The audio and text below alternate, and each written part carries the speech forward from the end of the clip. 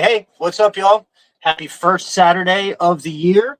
I'm Michael from Destro Designs, and we are live in Viper Den Studios. I'm so happy to start off the year right with, I know I was on the other day, and that was real quick. And let me tell you, when I'm not ready for it, I don't know if you guys could tell, but I was like, ugh, ugh. I was dogging it so hard. I felt like the last 15, 20 minutes, dude, I was really forcing the words out. Not that I didn't want to do it. It was just like, a lot of times I plan my day around it, right? Now, I just coached a basketball game. Literally right before I walked down here, I changed my shirt, got the lights on. But I took steps over the course of the day to be able to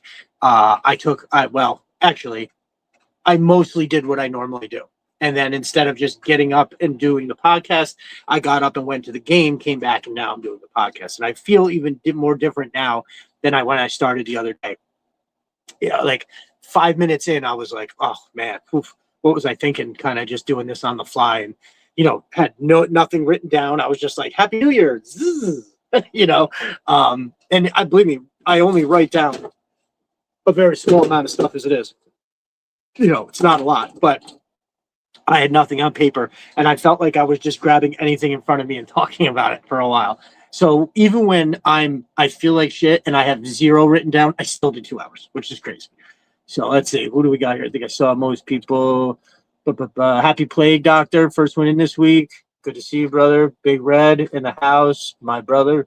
Matt from Mos Mind. Matt, thank you again. I got a package from Matt yesterday, and let me tell you, yesterday, it was so hard. Let me just say hi to everybody. I'll come right back. Paul, what's up, my brother? And the Plague Doctor. All right. I know there's a couple more of you here, but if you don't comment, I don't know who you are. And I kind of hate that because I wish I could just say hi. So Matt from Mos Mind very generously sent me this wonderful care package.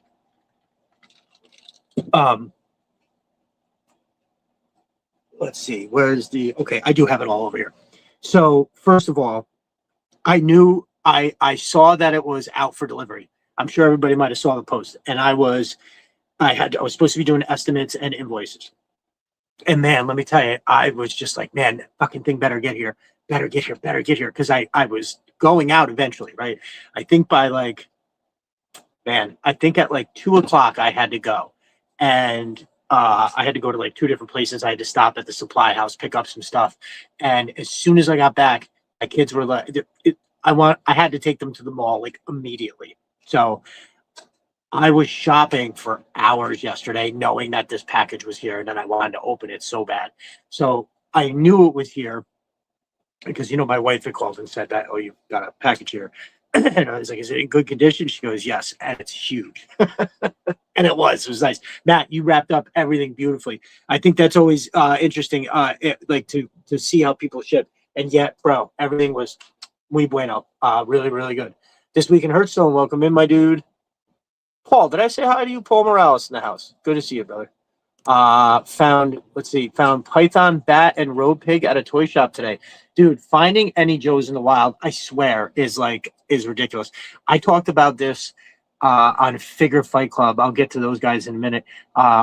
Maybe a couple weeks ago, I was on one of their open mic nights on a Tuesday. It was towards the end of the show. Most of the people had gone, so they kind of put me up on the big screen, and I talked for a minute. And one of the stories I told was that I actually had not found oh no, you know what? I told it last week too. The first G.I. Joe classified that I saw in the thing was the Breaker from Target. Spoiler alert, the story. I'm always nervous when it's not a normal box. Postal guys are brutal. Yeah, bro. What I hear you, dude. And listen, I know you're nervous, right? And because I have shipped things that what did I ship to? Man, what the hell did I ship? I remember there was something. I'm like, it's never going to get there. Oh, I shipped a cutting board, but it had this decorative trim around the top. There was the blood groove, the juice groove, the blood groove, and then I did this decorative trim around the top, and I was so worried that it was going to get sheared off somehow by just the force of So no, I'll never forget that. That was a $480 cutting board. That's I gave them a very good price because I wanted to be creative with their design. Anyway, So yeah, no, you did a great job, brother. Thank you so much. I can't thank you enough. Um, let's see. Where was I? What was I saying? I'm already lost already. Oh yes. So what the hell stuff? Oh yeah, I had never seen a Joe at all. It was I stopped at like Walmart's, Targets, and even like the Game Stops and everything around here. Nothing, nada. Never found anything. I think the last time I saw something up until now I saw in the store was what did I get? I think I got oh right, the some stuff from the Rise of Cobra when it came out, or Retaliation. It was one or the other. There was just it was a 3-pack of Vipers. One was a Snow Viper, one was a regular Viper, one was an underwater Viper. And yo, they're fucking sick. All 3 of them. The Arctic Viper, I'm hoping and praying we get that. In my most when we talk about figures we want to see in classified most, this is definitely on the list. And if you see me looking over here, because I think it's right up there, I actually want to get it and pull it out because it's really fucking awesome. But I've been squeezing all my 3 3/4 stuff out of the way because the classifieds are just ridiculous. Hold on, let me get up for a second. Don't mind the mess. Pay no mind to what you see back there. All right, there it is. Okay, I think it's in there. First of all, this is the regular Viper that it came with. Now, it's hard to see the detail because it's a very dark figure, but dude, his face is pretty fucking sick. He's got like like a Viper-S mask. As you see, he's got a big giant chest plate. Nice fucking MP5 that I kept on the whatchamacallit. Let's see. Right here. Boop. A nice little the backpack is dope. He's got a sidearm with a great holster. And hold on, I did bring my glasses this time. I know there was something else I think in particular I wanted to point out on his mask. Oh, okay. So if you can see the detail, it is almost like a Saw Viper-esque shield with a pitted metal on the bottom. Yeah, the helmet and the head is sick. And dude, this is I hope we see a version of this. I got a couple things in here. One of them is this weird ass Cobra Commander, right? So these were all on sale. It came with a pretty dope Baroness. Yeah, so these were all on sale with like around the time the movie came out. Okay, good. Everything I'm looking for is in here. I got this Snake Eyes and this Storm Shadow, which actually came with like a little dojo piece. The Snake Eyes is obviously very meh. Not really good at all. It does have a dope ass Destro though. The face is, but otherwise that's a dope Destro, 100%. And let's see here. And then the man of the hour that I was talking about. Hold on, let me get his gun because it's even got a fucking awesome gun. Is this bitch right here? Look at this motherfucker. Yo, I'm not gonna lie. If they did this in classified, this makes the Snow Serpent look, I mean, dude, the jacket is amazing. The camo, even if they put a little more white like on the legs, that would probably be cool. Dude, I think pretty sure this visor came up. The visor goes up the tiniest bit. Is that a Cobra symbol? I don't know what he's got the big red symbol down the middle for. I could do without that, but like the hood, the way this all sits, he's got his backpack, he's got his accessories, everything is like molded onto the jacket. Got these nice pouches, look at the gun with the wrap. I mean, holy hell. Just enough on the legs. And something for my snowtroopers that I like is they got the big pant that goes over the boot. You know what I mean? This is like a boot cut pant. But yeah, man, this has just like jumped up to damn near the tops of my most wanted and classified figures, right? Obviously that the top 4 are the top 4 will always be the same. The Lightfoot, Salvo, Ambush, Blizzard. Like that's just those are the ones I want, and I want them all equally, and they're all my number 1. I don't even know what the list is after that. Now that I think about it, but yeah, I don't know. What do you all think? Yeah, look at the neck, the cowl that comes up on the neck and kind of wraps over the bottom of the helmet, and then it just kind of looks like that. So with that and that, I don't know if you know anything about dressing for winter gear, but this shit is like legit as hell. So this is also like one of my favorite 3 3/4 figures. So listen, I'll never be able to do any multiple lines of collecting here. Big Red, very cool, man. Arctic figures, the better. Yeah. Pop Cold Frenzy, that's pretty dope. Good. I'm glad you guys like it because it just popped up in my head the other day. I was like, oh, wait a minute. I wonder if we're gonna get this, because I have seen random figures that I was like that I didn't know, like classified figure, and then I'd hear somebody talking about it, it's like, oh yeah, no, they made that in the Valor versus Venom or something like that. You're like, what the hell? Oh, Roblox in the house. What's up, my brother? Happy New Year. Happy New Year to everybody, by the way. I didn't say, I meant to, I'll get back to that in a minute. Yeah, and Roblox, thank you so very much for your incredible generosity. I'll probably run through that wonderful care package that you gave me again on the show. It's because it's worth noting. So yeah, we're just looking at this 3 3/4 figure that I have. I really do. So it's like I know we talked about this when Aaron Sparrow was on. Great guest. So he's an awesome dude. I actually just I am sending him a Night Force 3-pack or the 2-pack, and he is going to touch up a little bit of custom work for me, which I guarantee you he's going to slay. He showed off a couple of his figures, and I had to go back to watch the video and like zoom in to see it better, because when we were on here, I couldn't see it. My eyes were terrible, and I didn't have my glasses like an idiot.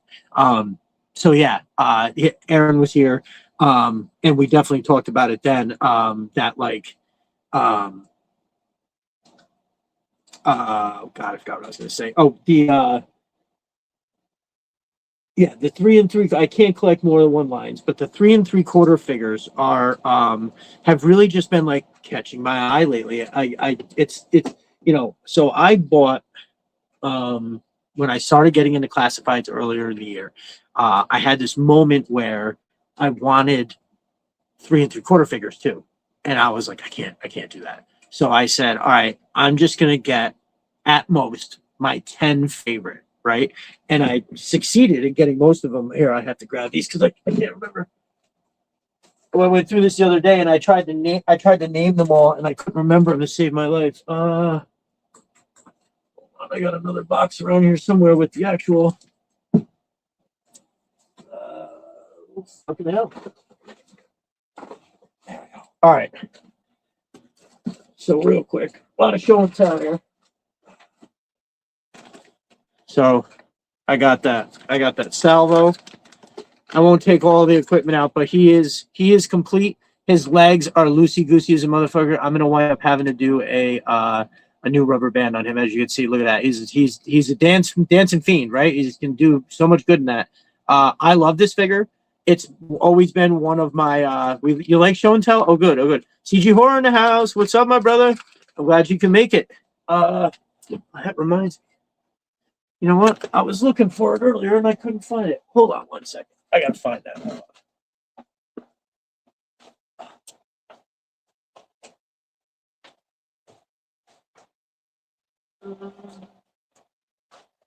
So CG Horror Master Printer. This is what I went over to grab. I was taking pictures with it over there to do the promo shots, and I forgot to bring it over. I'll show it off real quick.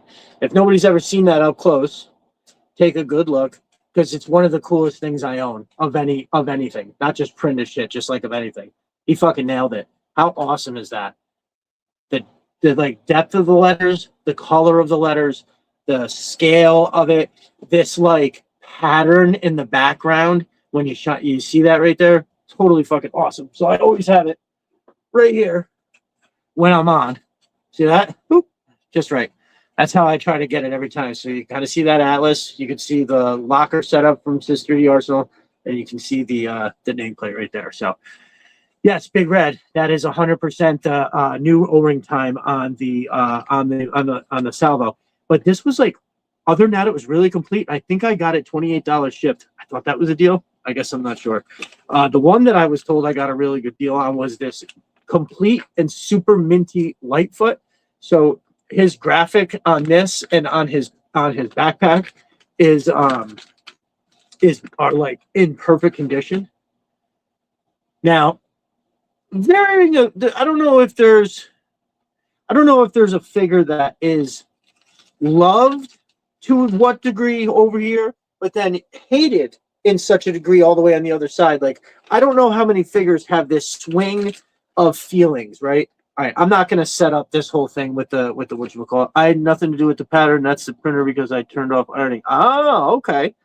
Oh, nice. All right. Yeah. You know, I thought that was kind of a byproduct of how you did it, but nonetheless, bro, I love it. I fucking love that thing. Um, Now listen, if his helmet was a different color, I'd have a leg to stand on when I talk about his looks. My brother Mark Fogarty thinks it's the dumbest fucking thing he's ever seen, and he is entitled to that opinion. But I love this guy. When I was a kid, he was the fucking shit.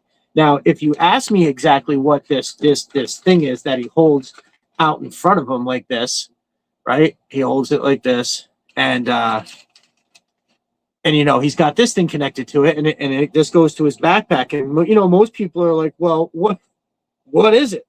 And like most things in GI Joe, I have absolutely no idea, but I know it looks awesome. And I think the point is that all you had to do was make it look awesome, and then your mind made up the rest. So anyway, I'm really like way off in a show and tell of my 3 3/4 here, and I really just wanted to rip through it quick.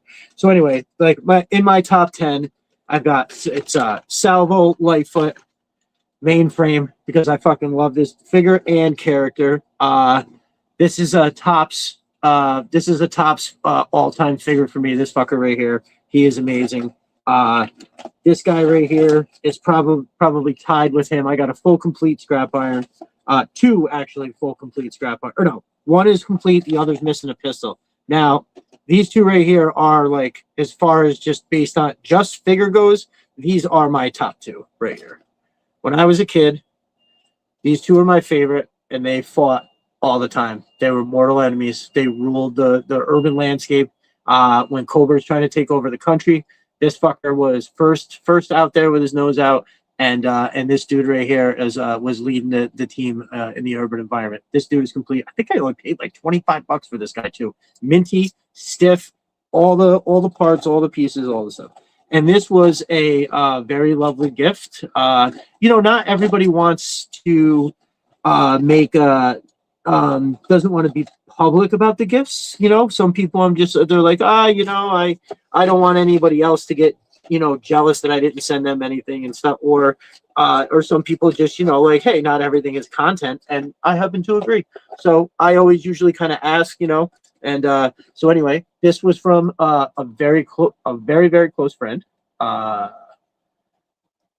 think that's all I'm gonna say. But yeah, how this figure, just come on, look at that gun. All right, I mean, we know that looks ridiculous, but back then it was the coolest damn thing. And then that backpack, right? So I think there's some people that tossed this out last time, but we can discuss it again because it's really cool. Who's got a better loadout than this guy? Right? The gun, the shield, the backpack. Now you can't count the visor because that's part of the figure. So unfortunately, you have to strike that from the record. But when you talk about stuff that comes off the figure, who's got a better loadout than the Alley Viper, the shield, that ridiculous gun that you can get posed just right over the shield? I'm not going to do it because I did it on camera last time. But dude, like even like, so I don't know. Let me see if I can shine the light. Look at the detail on that backpack. Holy hell! Somebody was like on one when they rolled in to design that bitch.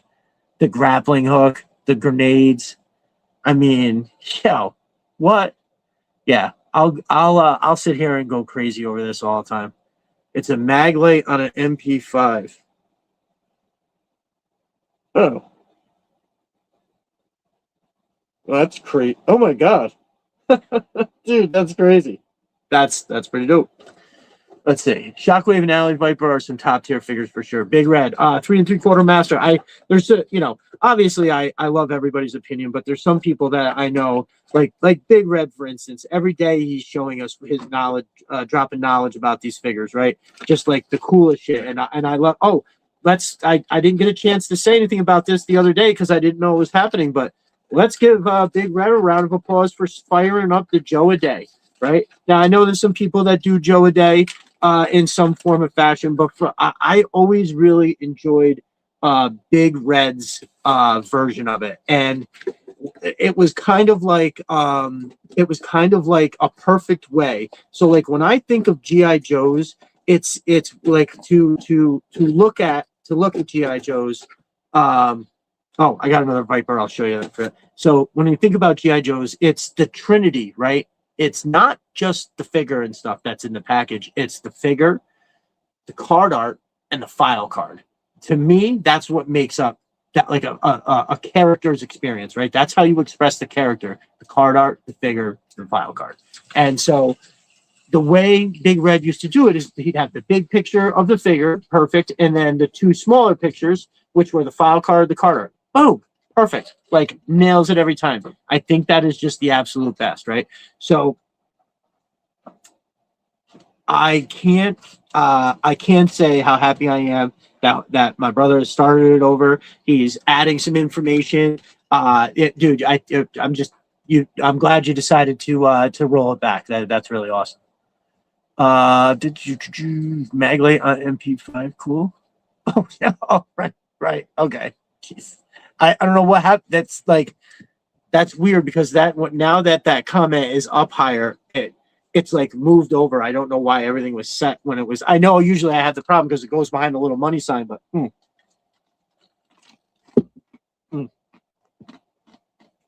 giant man size thing. What's up, brother?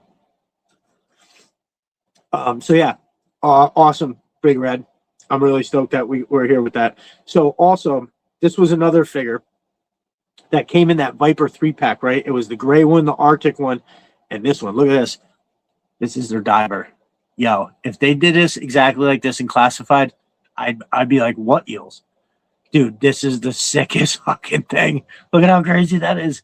He's got a nice little tank, right? He's got a breather. Technology's gotten better, so you just need that little tank for whatever reason. He's got this crazy cool sidearm. I'm pretty sure this comes out. Yeah. Which is clearly designed just like what's his name? Oop, probably shouldn't be doing that. But that's just like what's his name? Wetsuits, right? If you notice the little perfume that Wetsuits came with, it looks just like that. But yeah, man, look at how awesome that is. Yeah, isn't it? Matt from Mos Mind said that's really sick. Big Red could turn Joe a day into YouTube shorts. I agree there, Pop Cold Frenzy. That's a good point. And pay attention. Pop Cold Frenzy was one of the first people that said I should be doing a podcast. So CG Horror, I think I said this right before you hopped on. So back at the Rise of Cobra retaliation phase, they had figures, 3 3/4 figures at Walmart. It was a 3-pack. I got this guy, which is like your ground trooper Viper, which is absolutely sick. The colors are ridiculous. That backpack is insane. His Pew Pew is really great. It came with this guy. This was the reason I grabbed everything. I'm going to kind of hold his Pew Pew so it doesn't look. But here's this Arctic one, which is arguably out of all the figures, now that I'm all deep into the Arctic stuff, I'm like 100% ready to have that figure because that would look insane. So yeah, and then this guy who was the diver. So these came in a Viper 3-pack. I'm pretty sure that's what happened. Somebody's probably gonna look it up and be like, "There's no such thing. You had to buy them." I'm pretty sure this came in a 3-pack. I bought. I think it was. So well, I know this Snake Eyes, this Storm Shadow, which this isn't even that bad of a Storm Shadow version of Storm Shadow. Definitely worthy of classified. You got it right. Do it faceless and use on AI voice. They better than they used to be. Bet you could make Duke or Coco do it.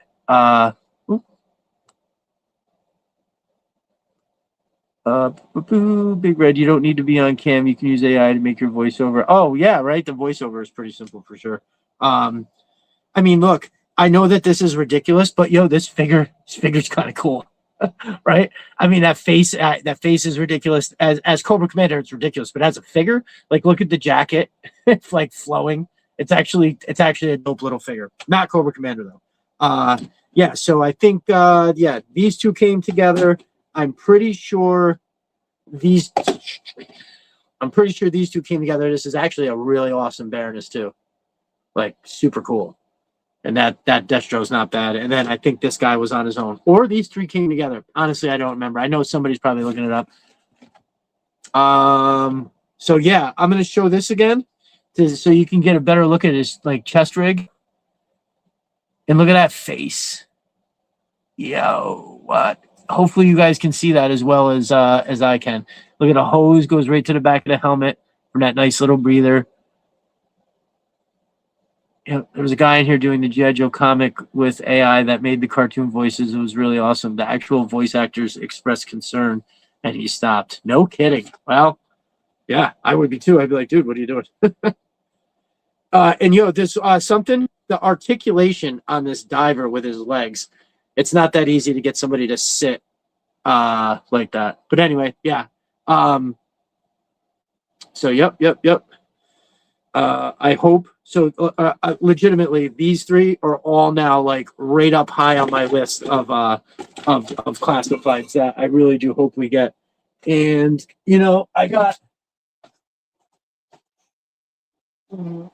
So I'm not going to go through all of it, but my original Joe's. This is unfortunately. Yeah, I've gotten some more. That's all the. I've gotten some more 3 3/4 as gifts. They're all up in a different box. I'd have to go all the way around to grab them over there. But what's left from my childhood is this. I had more than this recently, all the way up to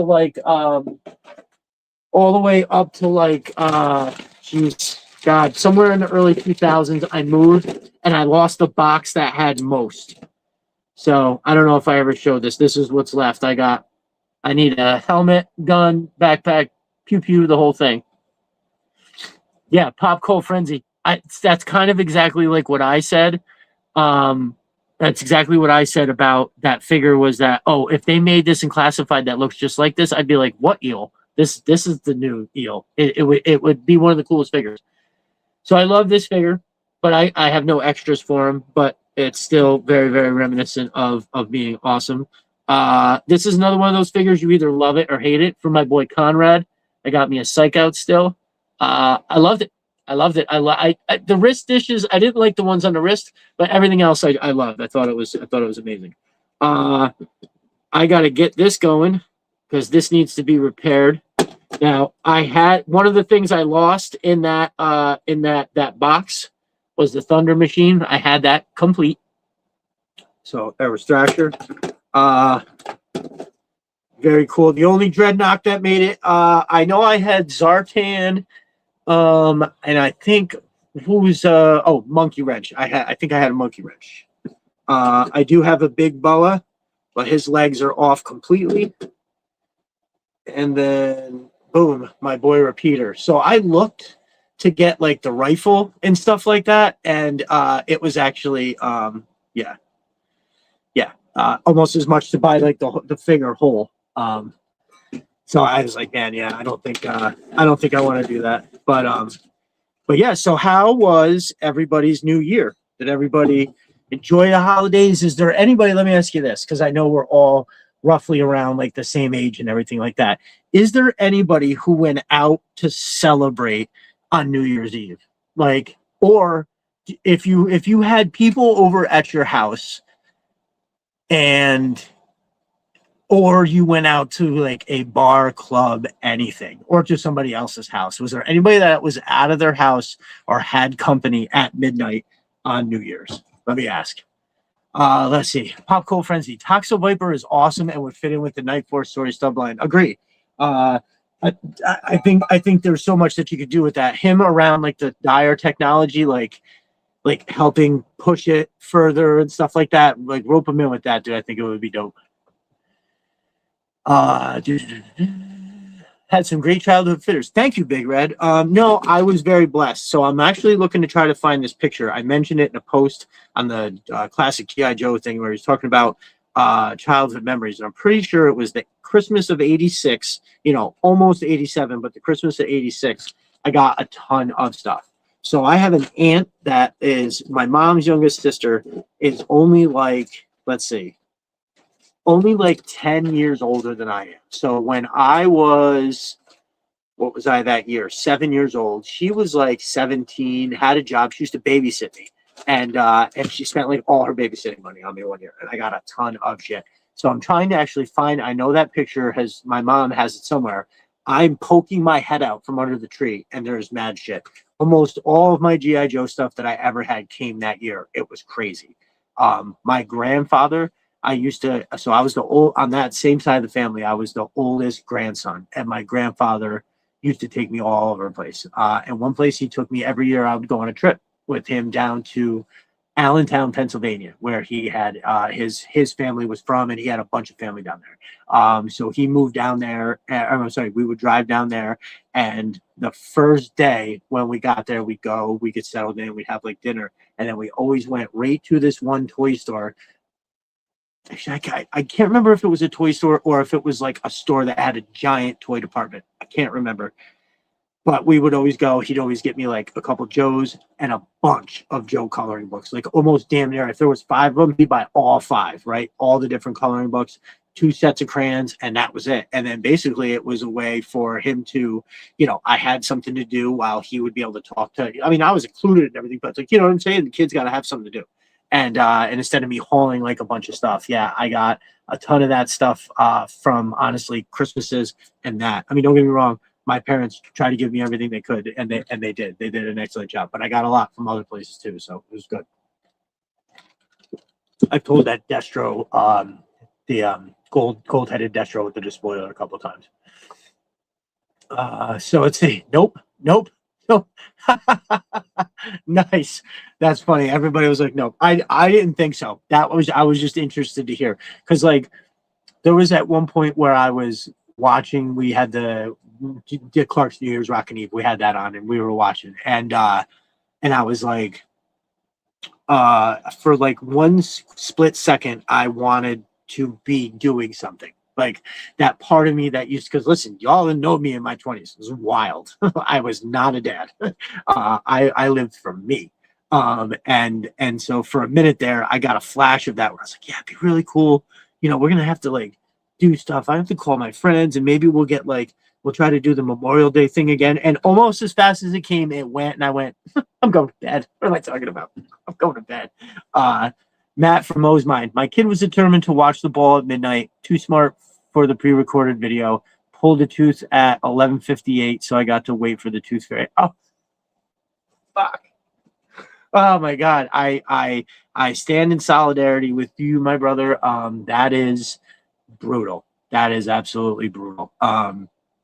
So my kids, who the twins are, they just turned 11, and they very much wanted to do it. And they also said it last year, and I was like, okay, let's see what happens. I didn't want to be like, no, you can't do this, because I was like, all right, well, let's see.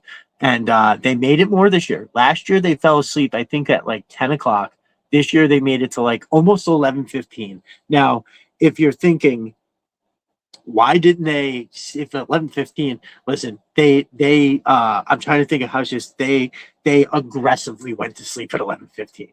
Meaning, like, I think at like 10:30 they both knew they weren't going to make it, but they just kind of fought through it. And then I remember, yeah, right about 10 after 11:15, my one daughter, I saw her just kind of like, she rolled over to like look at the TV more, because she was like just sitting there doing a hard blink, and she rolled over to look at the TV, and I could see in her face she was just going to pass out. And then my other daughter like ripped herself over real quick and was like, had the blankets up, and yeah, so that was some, like I said, she aggressively like turned over and was like, I need to go to sleep. It's very funny. So yeah, they didn't make it. I went to bed like almost right after. I mean, I feel like right after I felt like I wanted to be out somewhere, I was almost like snoozing, you know what I mean? I was almost like half asleep and kind of asleep, whatever. So that was it. I was just interested to see if anybody else went up there. Yeah. So nope, I didn't make it either. For the record too, my girls said to set an alarm for 11:57 just in case. And so when the alarm went off, I tried to wake them both up, and they both were like, no, go away. That was it. Actually, my wife woke them up. But yeah, she's like, no, that's it. That was it. Yeah, that was fun. So yeah, happy New Year's to everybody. I hope everybody is enjoying the New Year so far. I had my first basketball game of the day today, and they're 11, and I 100% try to make it about basketball. Try to make it about fun. We're not here to grind, the mechanics of it. And these girls are still trying to figure out if they even want to play basketball. It's by the time you get to high school, that's when you need to be dialed in or not on the team, right? And they have a couple of years before that, most of them. And so I'm definitely trying to make it. I'm definitely trying to keep it as fun as possible. But this is 2 games in a row that there was girls out on the court that their heads weren't into it. They're just like, they're kind of playing defense and they're waving their hands to try to get the ball. And at 11, it still is a lot of that. But it's hard for me to explain. It would be one of those things like if you saw it, you'd be like, oh yeah, they're like not interested in this. And so I had to give them the old speech at halftime where I was like, there's 2 girls that are beating you, number 4 and number 11. They have made every basket. They've made every steal. They've made 75% of the rebounds from the whole team. They've been out there the whole time, and those 2 people are beating you. And they knew it, And again, I don't point my finger or whatever, but I'm definitely like, this was we got to do better. And at the end of the game, I was like, listen, we've had some issues at practice with everybody not paying attention, chit chatting while I'm trying to run a drill. And then even in that moment, a few of them, their eyes were kind of just like wandering. And I was like, only half of you are looking at me right now. And this is literally just happened these last 2 games and the one practice we had in the middle. I'm going to chalk it up to the holidays had us very spread apart. We weren't really able to come together as a team. I'm considering, I have to see how much it would be, taking everybody bowling and do like a team building thing and say, hey, we're not playing for nothing, but I want us all to feel like we're a team. And I want everybody to be happy. And we all get along. That's not the problem. But dude, it's just been tough. So, yeah, Joel Conrad, my brother, this year sucked, so I wasn't going to stay up to say goodbye. Hey, that's it. Yeah, goodbye to 2025. Don't let the door hit you on your ass on the way out. 100%. This is your year, brother. I've been telling you that for months. Grizzlehorn 7387. I was a soccer coach when my son was. I can't see the little thing, but yeah, it was a who. Oh yeah, so I have been coaching all of their stuff every year. The first year that they played soccer for 2 years as kids, like 4 and 5 years old.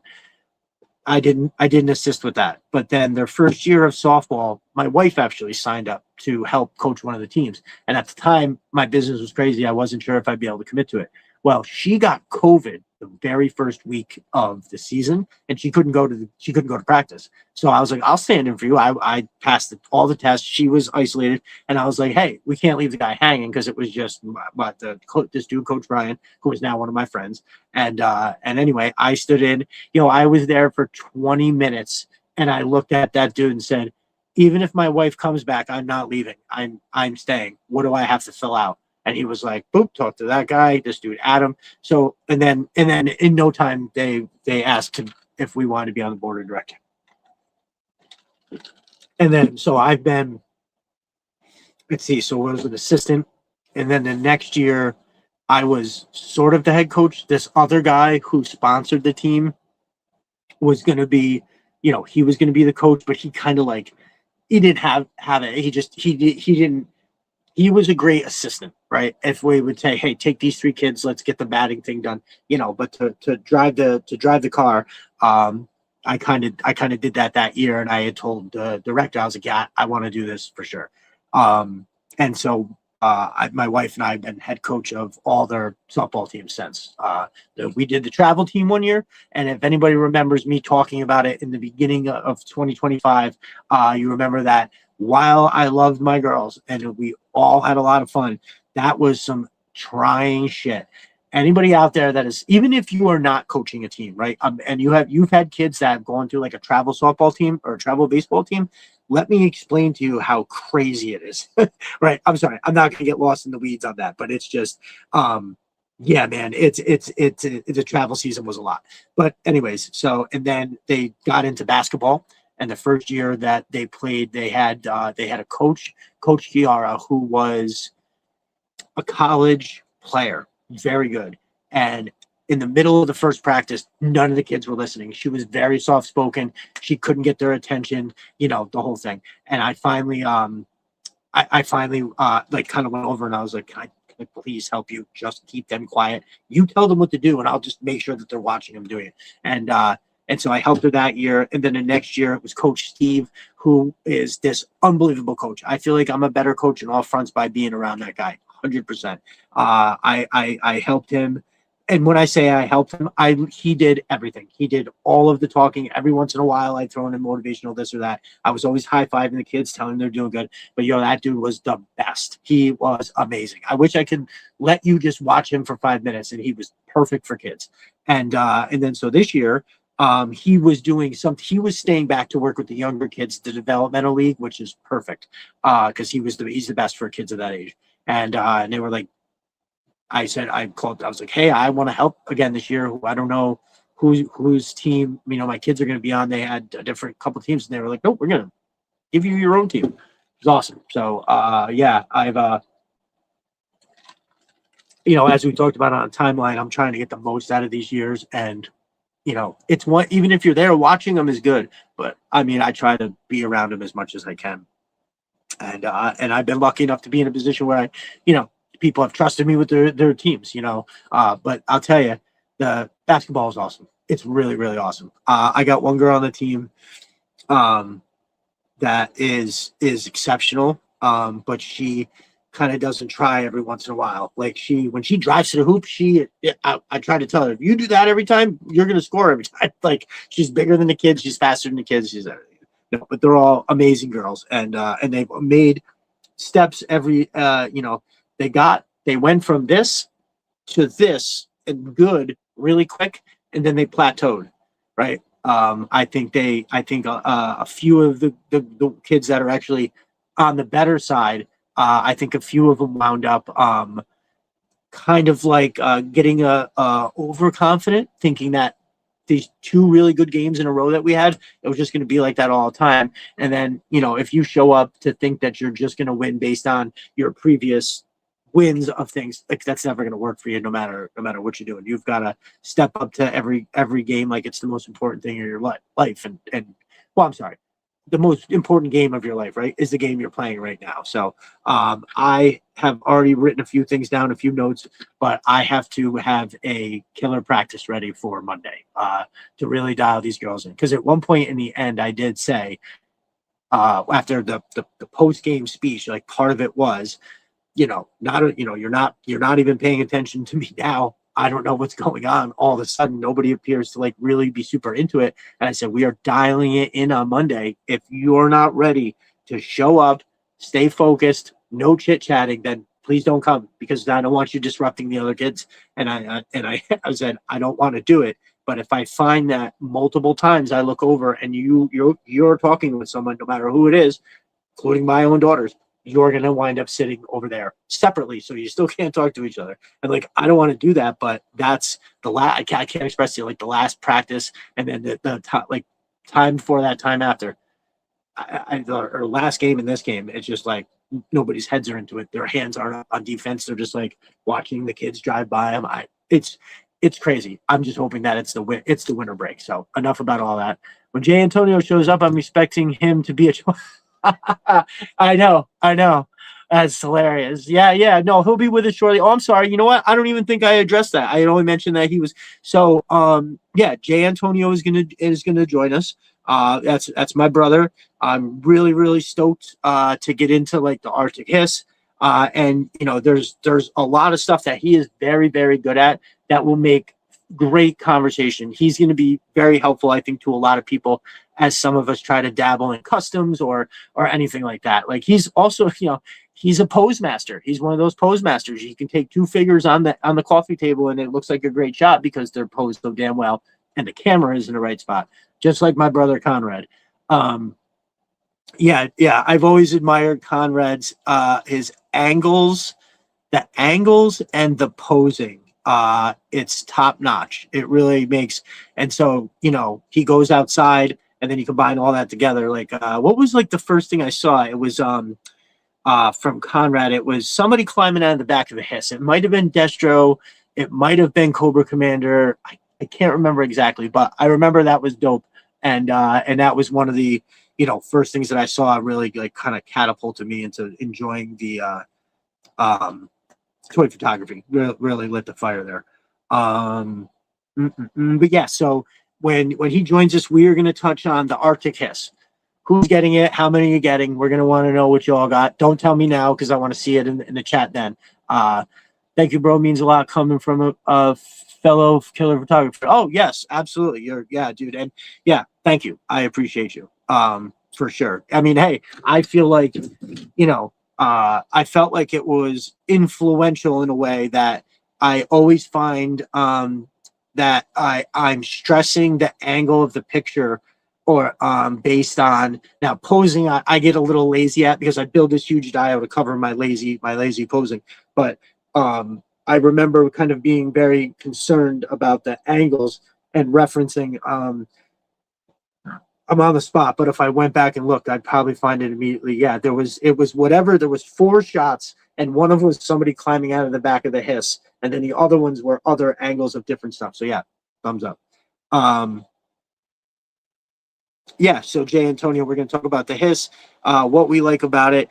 And I know he's got some couple figures we're going to show off. We're going to talk about customizing and how, what we can all do better. We'll be getting more into detail and stuff. Like this is just a nice quick little preview of what the power hour will be like coming up. We're gonna try to do that on Wednesdays. It's gonna I know I went on the other day to do an hour. I did 2 hours. I don't think we're not gonna be doing that. We're gonna line up what we're gonna talk about. It's gonna hit real quick because during the week everybody's got to get up for work, stuff like that. We're not trying to keep everybody up. It's gonna be boom like that, for sure. Excuse me. Rock Lockdown. You sell your posing sure. Oh, well, thank you. Just another jerk. And welcome in, my brother. I've gotten a little better.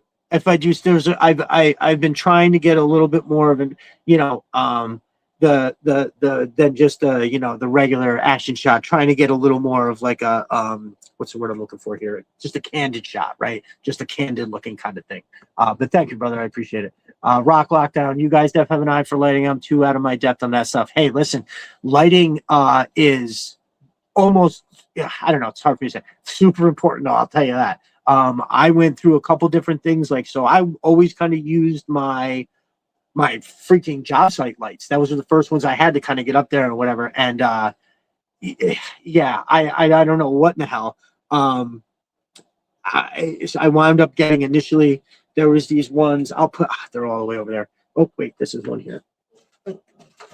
I grabbed these. I believe Snow Leopard got these, and I think they're the ones that I might have recommended a Big Red. I don't, or I was supposed to recommend a Big Red, and I fucking forgot. So this here, you know what? I just took it off.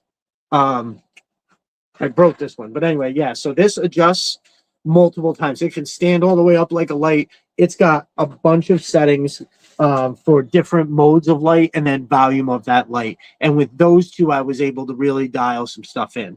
And then I've got the thing that's behind me here. I think I showed it off. It's 4 tentacle lights. I don't know what kind of deal that I caught. Apparently, I thought this thing was like $50. I got it and it was on sale for 10. I thought this is a $180 light that I got for fucking $9.99. Don't ask me what. Amazon. Fucking booyah. So anyway, that's been super helpful. I used this on that Steelers short view shot for Sister the Arsenal with the mission crate, the mortar crate, excuse me. But yeah, lighting is huge, bro. Like once you get that lighting down, it really looks good. You hit it out of the park, in my opinion. Oh, what the hell was I talking about? I'm the worst. But thank you. Just another jerk. Which shoot was I talking about? The one that where I've been chasing the dragon ever since. When I did the dial tone mainframe breaker shot, it's just the 3 of them standing there. Not only does breaker look like an absolute fucking like NFL player standing next to teeny tiny mainframe, the lighting on that came out perfect. And I used the same lights in like the same spot, and it just didn't work right. So that flat background that I have that's kind of muted, I know that was absorbing a lot of the ambient light, but like all of their like everything about the figures, there was no gloss on anything. It was so nice. Like, and I hate to say about my own shit, but like I remember looking at that and going, how the fuck did I get it like that? Look like good size lights for shooting figures. Yes, Big Red, they are. And again, so you can turn And when you loosen the ball, you can angle these like this and then tighten it up for straight. And yeah, there's 1, 2, 3 different like ways you can adjust the whole thing. Really, really sweet. But then I got I had the mainframe standing next to Sergeant Slaughter. I heard him say uppies. Yeah. But they are Big Red. They're like perfect.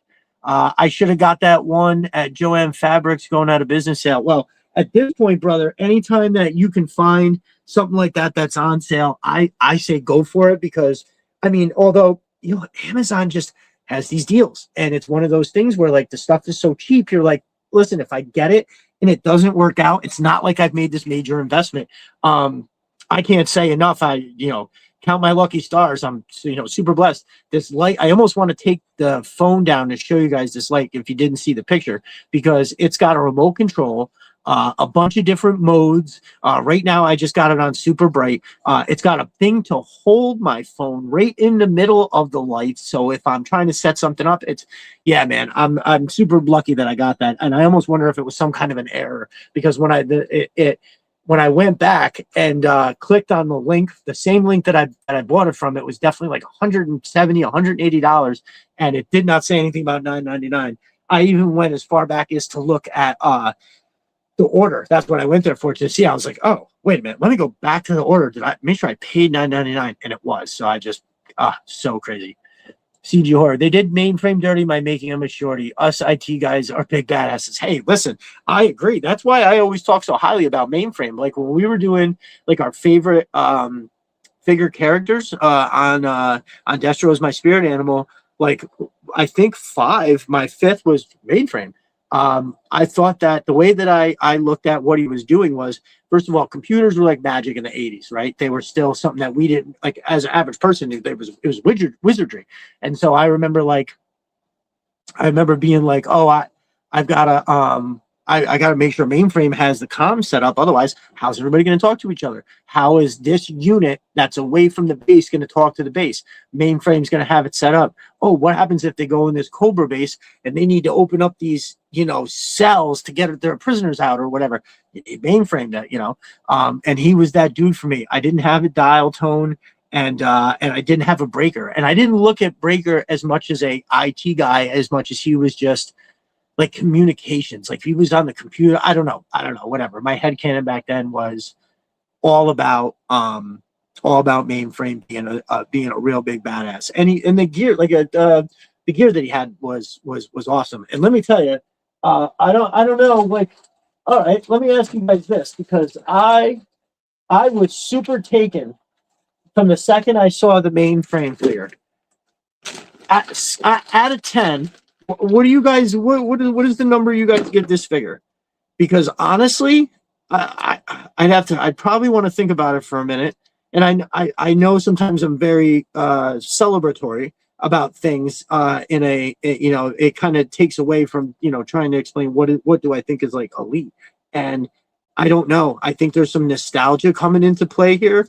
But aside from that, the fact that they did make him quite short, I think this is like a 9.6, right? It's a little better than 9.5. It's just ridiculous. Like they nailed everything about it. CG, you're gonna have to post proof of them being badasses. Oh, I agree. I may have borrowed the wife's makeup mirror once or twice. Change mainframes. Oh, makeup mirror once or twice for lighting. Just another jerk. Change mainframe's pants and he'll be taller. I think some people have done that. I know some people put breaker legs on him and it looked fine. Meanwhile, mainframe is one of the few Joes to pull a chick in the cartoon, and a like superstar one too. See a couple dozen pairs of gray pants in that shelf. Yeah, there is. He's the same height as Tunnel Rat, but beefier. Somehow that makes it worse. Right. I kind of agree. Yeah, definitely Tunnel Rat. Everyone thinks Rift Biker is based on The Undertaker. It's all me, Joe Guy. Yeah, right. That's hilarious. Breaker is communication, same as dial tone. Mainframe is IT. Okay. Got it. That sounds about right. He sits on his laptop. He does. He's got a lot going for him. He does. I agree. Remember 86 mainframe computer? That thing had to weigh 300 pounds. Yo, it was huge. It was gigantic. You're not lying there, brother. That thing was enormous. He's a great figure, even if you're sure. I agree. The booster seat. Oh man, that's hilarious. Pop Cold Frenzy says 9 plus out of 10. Agreed. There we go. Now we're talking. Recency bias is a real thing. A lot of figures for the end of the year, I have to sit with them for a bit. So Rock Lockdown, I couldn't agree more, because we got things like, oh God, I'd have to go back to the list, but I couldn't agree with you more. I wish I had that fucking list in front of me, because there was a ton of amazing figures that came out this year. Like in the beginning, like, listen, I don't know how people don't think the Trench Viper is one of the best. I know I'm a little biased, but yeah, recency bias is a motherfucker. So then, what does mainframe legs look like on Breaker? Oh, that'd be interesting to see. They didn't show me that part, Matt. They didn't show me what Breaker looked like with them legs on. Somebody said Metalhead's pants were good on. Oh, that sounds about right. All right. I'm going to step off camera 1 second. It looks like Jay Antonio is here. Give me 1 sec.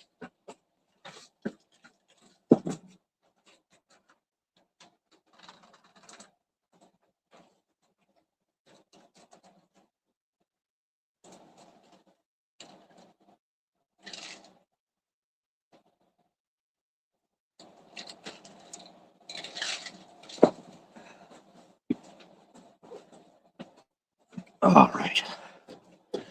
Let's see. So I've never added anybody before. I don't see him in the thing.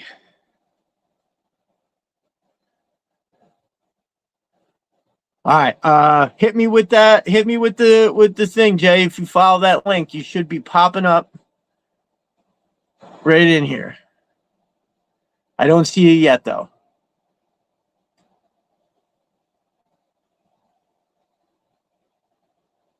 Okay, copied. Let me see if I can just put that in there. All right. Well, I was able to do that. Send them the link again, just in case for some reason it changed. But there it is. Fried as swimmers. Stunned at his growth. Zaymon, what's up, my brother? Welcome in. Why do you think 86 Mean Korean Computer was putting out? How hot do you think? Oh my God. He had to be getting burns from that beast. Yeah, man, you ain't freaking lying. Happy Plague Doctor, thanks for stopping in, brother. Appreciate it. Hey, don't mind me, y'all. I'm just trying to see, because it should pop up right here. Wouldn't that be about a bitch if you can't? You should be able to add somebody before going live, right?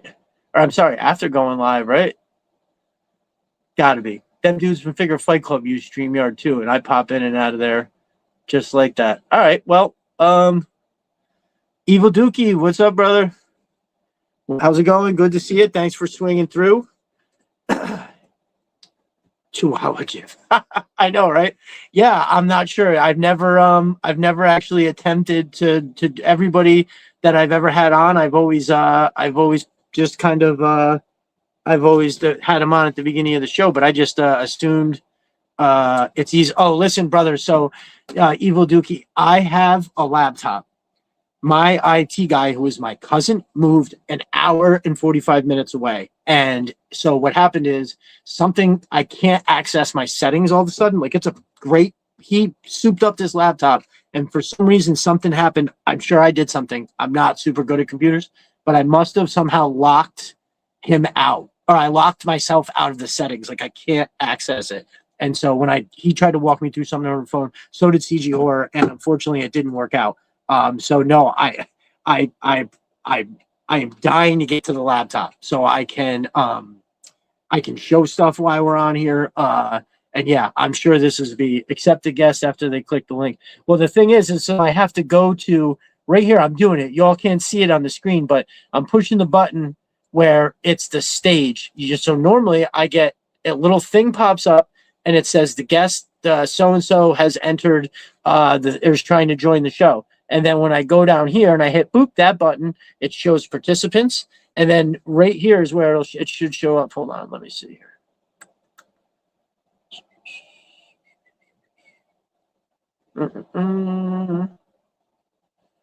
Yeah, man. Mm, mm, mm. Yep, it would show up right there. Man, I'm not sure what's going on. I'm scared to stream on the phone. I just did my first live last night. Oh, you did, brother? Oh, nice, man. I wish I'd known. I would have came through. Nice. Turn it sideways and see if we get more options. Well, I did. I when I did that, this is what gives me the most options, right? It's when I turn it sideways that I lose all the stuff that's down here in the bottom, like goes up into this weird thing. That's why I actually have it like this. And again, something to be rectified with whatchamacallit. Rectified with a laptop. Well, Eva Dookie, I'll have to go be part of the replay squad, my brother. I'll have to swing through and yeah, just put it in right. Um, you know what? I'm gonna assume that something crazy's happening because I'm waiting for I haven't really the plan was unplug us and plug us back in. Right. Well, I don't think I can step back out of the studio, right? I think it ends the live if I go all the way back out of there. So that can't be it. And this is right where whenever anybody joins, this is how I do it. I send them the thing, and then when they hop on, their little picture shows up right there. So I'm hoping we get this figured out. Yeah, I'm sure we will. But yeah, so fucking mainframe. Yeah, I got to go 9.6 out of 10, because he has all these. The extras are just insane. Now, I think I showed this before, but just in case y'all, okay. So first of all, they put the heavy part on the back, right? So when you try to sit, if you have it, you have to have it like this in order for it to sit up, right? And then here, that. Did y'all know about that? You can actually pull them. I believe it's the mainframe right out. Now, let me put my glasses on. I haven't looked at what it actually says on there. Yeah. Yep. Well, access. Yep. So this thing is awesome. The screen on here and a little bit of detail that's all right here is actually pretty dope too. Yeah, Rock Lockdown. I saw this randomly. A guy said it in the pit, a GI Joe group hosted by my brother Jeremy. Yeah, yep, that fucker comes right out. Yep, pretty awesome, pretty awesome. Now I was wondering, I was like, can you do anything else with it when it comes out? And you can't. But the fact that the laptop will go boop right up in there and sit in the hinges that's got it, like dial tone secret compartment. Hell yeah, dial tone secret compartment is fucking amazing. So here we go. Yep, I love it. 9.6 out of 10. I don't remember exactly why we hit that part right there, but all right. Well, while I'm waiting to figure out what's happening here, let me see if he messaged me. Boop, boop, boop. Nope. Nope. I hope everything's good. Destro, I'll be doing I'll be doing custom figs, vehicles, and dials on the lives. Oh, is that right? Well, I'll definitely have to make sure I'm paying attention. I know I'm subscribed and I got the notifications on. And then I'll keep my eye out. Are you on any other social media, brother? If I follow you anywhere, I was thinking about that yesterday, and I didn't have time to go search. But let us know where else we can follow you. Is he getting the link? Maybe something on the end. Well, so what I did, CG, is he got right before I went live. I sent him the link, right? And then just now, I was able to send him the link. I was able to send him the link from here because he's on my notification screen. I scrolled it down and I gave him the link. So I hope everything is good. All right, so just on YouTube. Well, listen up, y'all. If you enjoy what I do and those big ass dials that I be doing, you need to get over and check out my brother Evil Dookie. He's got some super cool shit going on, and it sounds like he's getting busy with the customs and everything. So, and listen, brother, I'll have to reach out, man. Maybe if you do, if you jump on any podcast, well, no, yeah, I saw you on Figure Fight Club. We'll have to have you on sometime to talk dial making and whatnot. I thoroughly enjoy a big ass dial, and you got it going on. When we were, I'm pretty sure that was on Figure Fight Club, and yeah, it was. And then boom, you busted out that thing. They had you on the big screen, and before you even got into the details of it, I could see down at the bottom you had the sentries, the sentry post houses is like the entry to that whole area. I immediately was like, oh, this is my people. I have found my tribe of large dial makers. So yeah, I'm all in, brother. Definitely, I will be swinging through without a doubt. Pop Cold Frenzy, hit the thumbs up, peeps. Yeah, I never say that. I always forget to say, hit like, subscribe, but that would be really cool if you did. I've steadily gotten more subscribers here, and I haven't been putting as much effort over on Instagram, but I got to be honest, my YouTube has gotten probably like 50 subscribers since I started posting over there. And it's not like on Twitter, right? My family is on Twitter. I'm there. That's where I'm like talking. I just post and ghost over on Instagram. We'll jump to, hey, here we go. Hold up. Hey, my brother. Let's see. Add to the stage. What's up? What's up? Brother, What's good, my brother? I got doing? worried. I got worried for a second. I thought maybe I had done something wrong. No, I was just trying to set things up. I just, you grab one thing and next thing you know, you got 40 things next to you. Yeah. Nice. Well, we've been over. Yo, dude, listen. You're not telling me nothing. It's every time I try to do. You know how hard it is for me to just take a shot of one fucking figure, right? Like every time I'm like, oh wait, but if I got this, I can't just put one Techno Viper in. I got to put all fucking 8 of them in. It's like that show of force. You gotta have it. Yeah, that's what I was doing. I jotted some stuff down and. Like it was the first time, we were talking on the phone about this stuff, but like, that first time you're like, oh man, am I nervous? Right.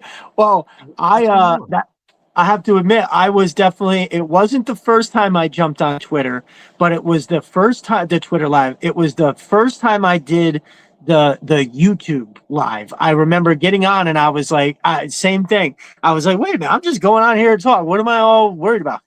For sure. I've done the YouTube live before, that's not a problem, but it was like, you realize, oh no, this is a crew, this is a group, and now they've seen me do videos on Twitter and Instagram, but like live is a different thing.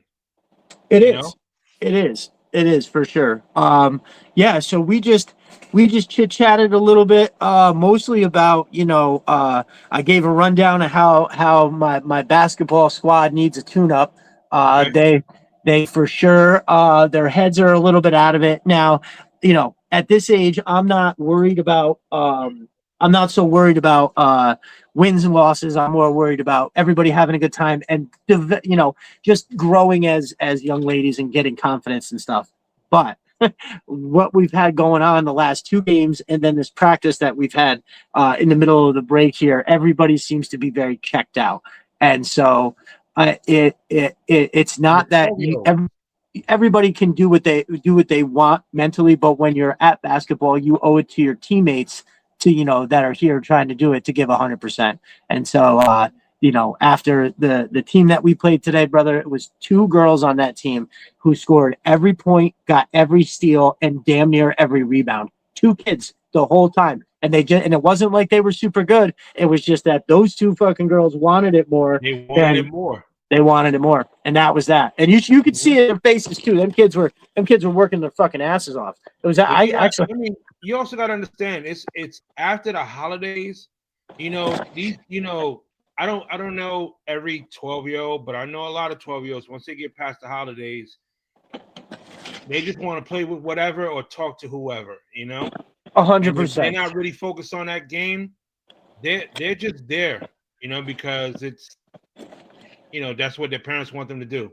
Well, 100%. There's definitely about 3 girls on the team that I think their parents are the ones that got them there, and then the fact that they know some of the kids from school, that gets them going there. But then when I'm like, hey, we're doing basketball. Do y'all want to do basketball, or are you guys just gonna hang out and chill? But yeah, so it's I got a couple ideas, but I'm gonna really pop off on Monday. I've been bringing a radio so we can do warm-ups, and I'm gonna continue to bring it this time. But this will be like, hey, if we can't get through warm-ups without a big problem, then we're not gonna be able to do the radio no more. Y'all ruined it. Yeah.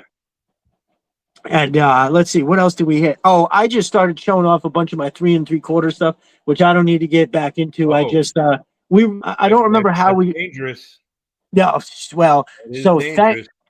thankfully I got in and out without going too crazy. I was like, okay, I want to get the ones that were like my favorites when I was a kid. So I got the Alley Viper, the Shockwave, the Strap Iron.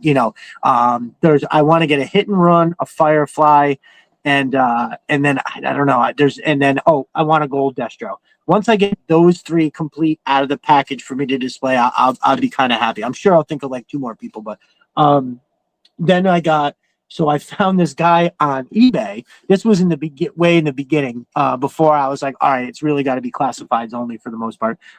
There was this guy on eBay that had a bunch of the the 25th anniversary that they came out with that was largely like it. But dude, I saw they had this one, the Paratrooper, that's got all that crazy gear with it and shit. Hold on, I'll show you real quick. Yo, it's like, I gotta find it. I'm actually gonna buy another one so I can open this motherfucker right here. So he came out and I saw it and I was like, wait a minute. That's a 3 That's a 3/4. that's a 3 3/4, brother. I've never seen it before until I saw it on eBay and it was like $20. I was like, give me that. And then when I Yeah, I've looked, never seen it. That's crazy.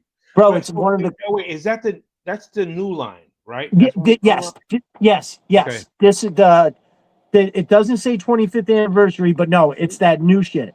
Like they did a bunch of like these Viper ones. They did this one. Mm-hmm. They did this one is like a with the jetpack, that guy right there, which is like I think they made the Valkyries kind of inspired by that. And then there was another one. There was like the assault where like the dude's got hold on, let me see. Hold on. There's one more if I can find it right quick. It's got this guy right here. So they're like the blue troopers, but they're a little bit different. So this dude, if you look at that card art, Yeah. these are all new ones that they made with that line.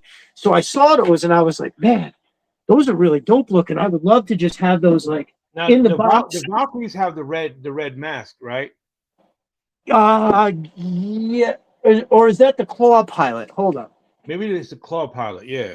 Well, nope. So I'm looking at the outside of the box. The Claw Pilot got the red helmet with the black mask. I think it is. The I think Valkyries. it is the. I think you're right. I think the Valkyries do have that one. But yeah, man. So I saw those figures, and then I saw that he had like the red, like they had the oh my god, what do you call it? The like the Destro, the Cobra Commander, the Duke, and then just like the Bat, just ones that from when I was a kid that I was like, oh, if I could get those really awesome ones and get them now in what they look like they're carded, I'll take it. And then I got this guy who was on eBay that like I said, I saw that Paratrooper, I bought it. And then he sent me an offer for like a bunch of them and it was stupid cheap. Like I think I got like a dozen of these ones and it was God, I think it was like $160. They're like $10 a piece. So I was like, yeah. Then please don't call me again because I'll always be saying yes to deals like that. It's funny that you brought that up because I wasn't going to talk about the 3 3/4, and then I saw when I first got back into the line right around that time I stumbled upon a YouTube channel called G.I. Joe Berg. Oh yeah. Yeah. Oh yeah. And they're all 3 3/4 classics. Like they have everything under the sun. And I thought it was one person, but it's three guys doing the community justice with everything that they're bringing to the table. Right. Agreed. And it was dope that you brought that up, and I was like, I just thought about that. I was like, hey, I got to shout those guys up because they are always reposting my stuff, and I appreciate it. And a lot of those followers, more than likely came from them when I first got back into it. Nice. So just shouting them out and showing them love. So definitely check their channel out. I agree because one day I'm saying very similar. He it doesn't say anything, but they definitely have reposted a few of my They finished. repost, yeah, you know, and that's one key thing about this community. Like it this is what keeps everything going. You know, sometimes, you know, hey, you might not be able to watch the show, or you might not be able to buy a t-shirt.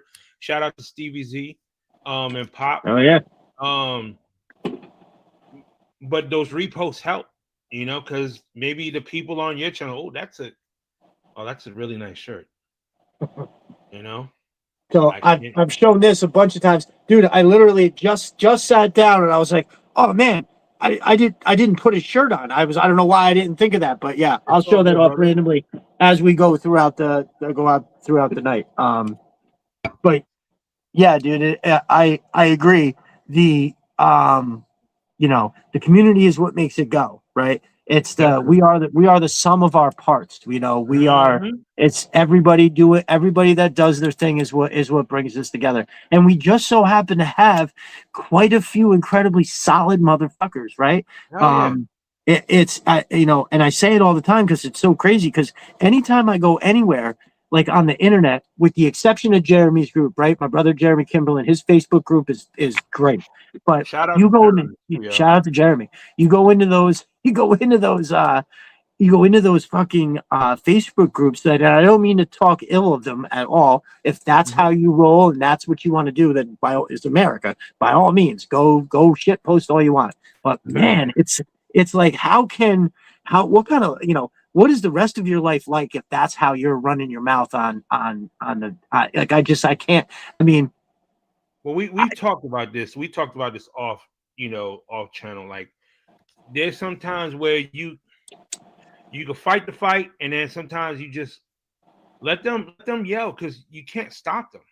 You right, know, and right, you know why waste energy on them? Because I'm like, it's time is finite, and I'm not here to stress on some dude that doesn't want to see the other side. You know, I'm right. not saying that I'm right all the time because there are times when I'm wrong, but if I'm being called out, you know, and I know I'm kind of wrong, I'm a listen.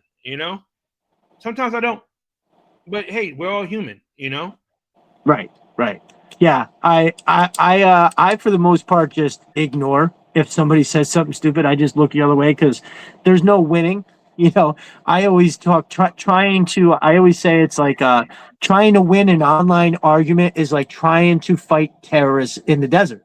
You're You'll not going to never win. win that. You're never going to win that war. They don't care if they come home. In fact, they want to die killing you. How are you going to win that? You're sending Yep. soldiers. I want to go home at the end of the day. I don't want to die in Mhm. battle. I just want to go home and. So yeah. Real quick, looks like Conrad's got a question for you, brother. Wanted to know when you got into the GI Joe hobby. Me. Yes, that's what it is. Um. Yeah. I mean, that goes back. That goes back to 5 years old. 6 years old, looking at it. Well, actually, 82. I think 82 was like the first time I seen it. So I Mm, was six. I was 6 years nice. old. That's And what's then up. like I was begging my mother for and I posted this on Twitter before. I was begging her for the GI Joes, and it 80s was hard times. And like every time we would go to this store, it was like it's almost like a Woolworth. I don't know if you know about that. Yeah. Oh fuck Yeah, yeah. There was one right. yeah, Yeah. We had one right in co-host. Yeah. a hundred yeah. percent. No. Yep. It was almost like that. It was called TSS Seedmans, and every Saturday we would go there. Like she would pick up her stuff for the house, and I'm going to the toy aisle. I'm looking at everything, and I was just like in love. The first one was Snake Eyes, and then it was the Cobra Officer, and like Yep. you started seeing everyone, and now I'm reading the card files, and I'm telling her like, look, like it's a story, it's a story to it. You didn't see the commercials, and she's like, no, Right. no, but Right. not knowing that she was looking at the ones that I was picking, and then like back then they had layaway.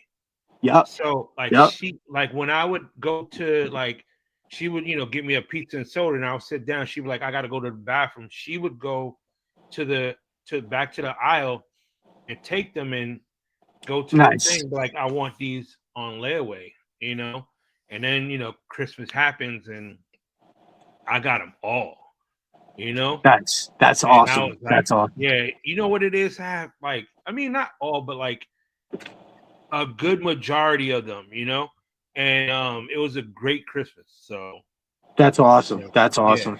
I So I know all about that. Friday Conrad. Yo, shout out to Conrad because he always showed me love too. No doubt, no doubt. Yeah, listen, we're blessed with a good group of dudes that Great, great, great aren't group of guys. afraid. Yeah, absolutely, absolutely. And and definitely actually Conrad and I we've gotten close offline as well. He's a solid dude, 100%. And we're actually amidst a trade right now. We've done it. We've traded a A bunch of trade? things. Yeah, yeah, yeah. It's a good way to, it's like I always wind up buying like an extra thing or two when I Yeah. ordered something, and somebody always winds up like, "Oh, I bought this, and let's just trade this for that or the other thing." So yeah, that's fucking awesome. And like a lot of the guys that they're all right here. They're in the stream right now. The dudes that are consistent every day, Yeah. being super positive, encouraging, but also they're posting their own shit. They're putting themselves out there too, which I think is fucking Hmm. fantastic. And Kind of that's a another thing, let me tell you something. And it's so funny that he asked me that question. You know, if I'm going back to that, right? That was, when I fell in love with it. And then during the beginning of the pandemic, I got injured and looking around stuff and saw the classified line. Um, but I didn't know about that GI Joe community. I wasn't really going to search on Facebook and all that stuff. But I was on Twitter. I was doing the Nick stuff. I was doing the wrestling. Doing the wrestling T-shirts and stuff. And I fell upon. I think it was Conrad because he would always post like the comic book stuff, and like it was like hardcore. And I was like, man, it was nostalgic, and you looking at these things and like I remember that comic. I had that comic. I had that Joe. And then you start going through his and others profiles and seeing, well, let me look at how many Joe fans are there, and then right. I started following them, and they started following me. So like him and other people throughout Twitter and Facebook made me fall in love with it again. Especially it was different mediums, because it wasn't just the action figures, it was cartoons, it was Right. comics, Right. and yeah, man, you realize, man, this was like a big part of my life, and I Yeah. liked it and I wanted it to go away. So No, that's awesome. That's awesome. I basically wound up in back in the same kind of way where, it was I said it the other night briefly, but like yeah, I had an alley viper and a shockwave and I just wanted to take one little picture and that one little picture idea I'm sorry, turned what you into a said? so when I wound up back with GI Joe in the same way where this community was a large part of it, right? Yeah, there he is. That's Alley Viper. That's my dude. Yeah, man, I fucking love that figure. And so I had a couple other ones, but I was just gonna do Alley Viper and Shockwave. Shooting the picture from over the Alley Viper's shoulder, looking at Shockwave because they were like mortal enemies to me. They both ruled the urban environment, Mhm. and I was like, yeah, I want to do this shot. And then the next thing I knew, that little shot idea turned into a much bigger shot, and it was right around that time that I had started to. I used Twitter for my fantasy football stuff. And Yeah, then when it must have been the algorithm, I must have said something. It heard me on the microphone, but I started getting GI Joe shit, and so immediately I was like, "Oh, there's people on here doing that." Because at yeah, this point, I wasn't active on Instagram or Facebook or none of it. Because all the people that I used to I grew up with are crazy, and I just was like, I don't want to deal with this shit. And then so, but yeah, as Conrad again, one of the first people. CG Horror, also one of the first. Pop Cult mhm, Frenzy. Jeremy was one. yeah. I hate to do name lists like that because I know I always feel like I'm leaving somebody off. But as far as like, you got what is it? Rock Lockdown, Roadblock, Just Some Jerk. You know. Yep, all of There's a them, all bunch of of them.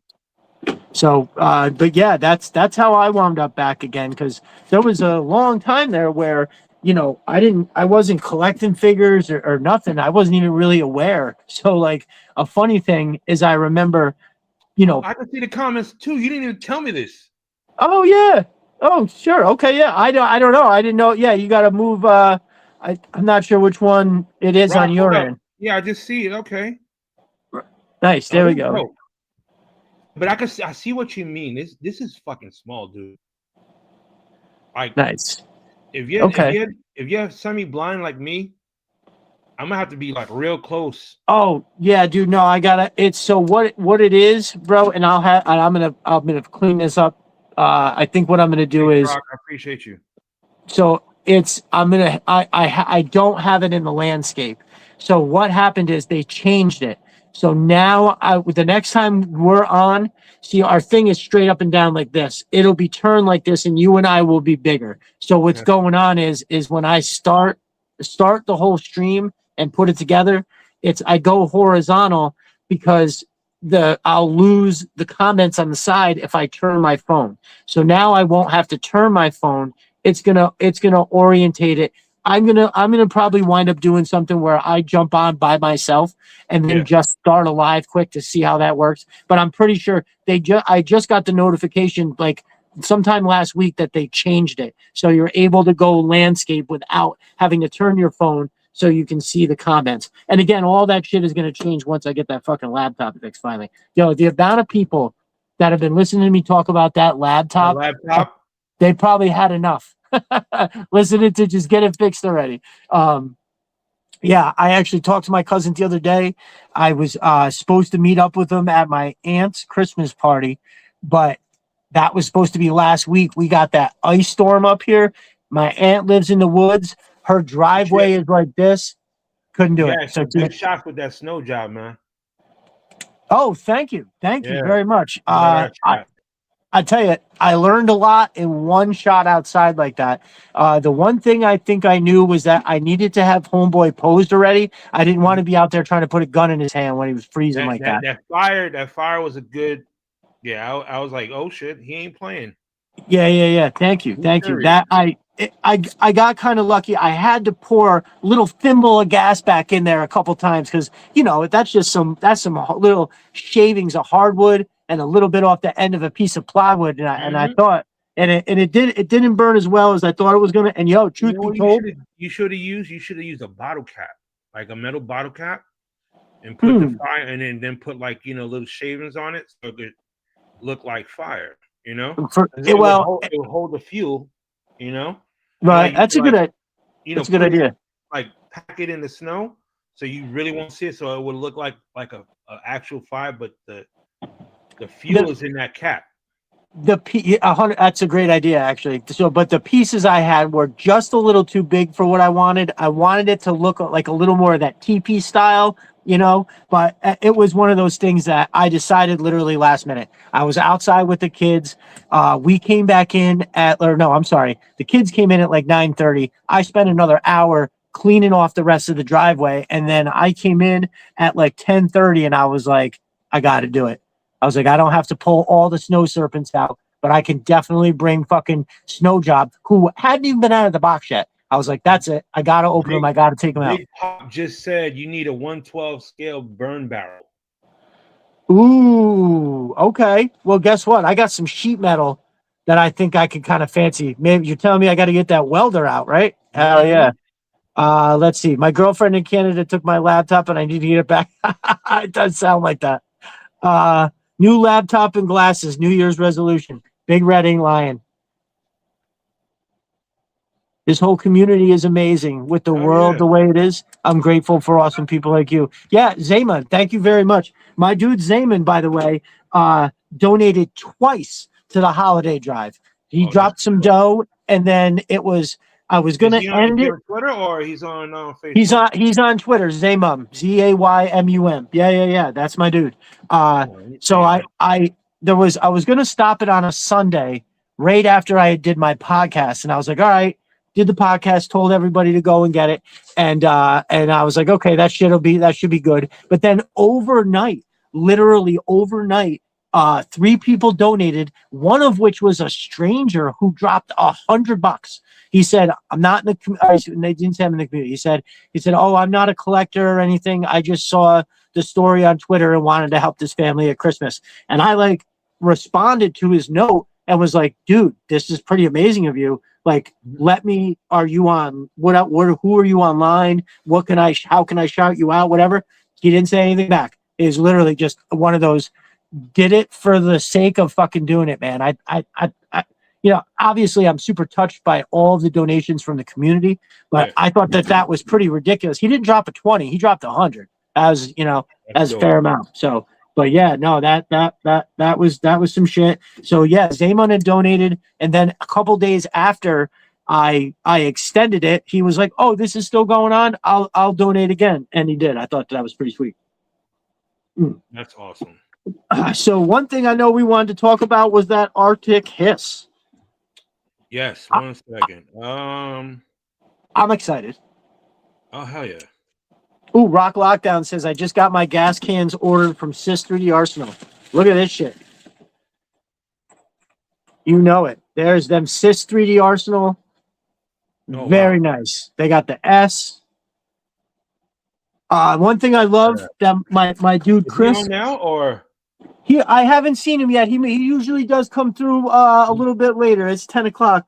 Yeah. Oh, yeah. My dude Chris is crushing it over there right now.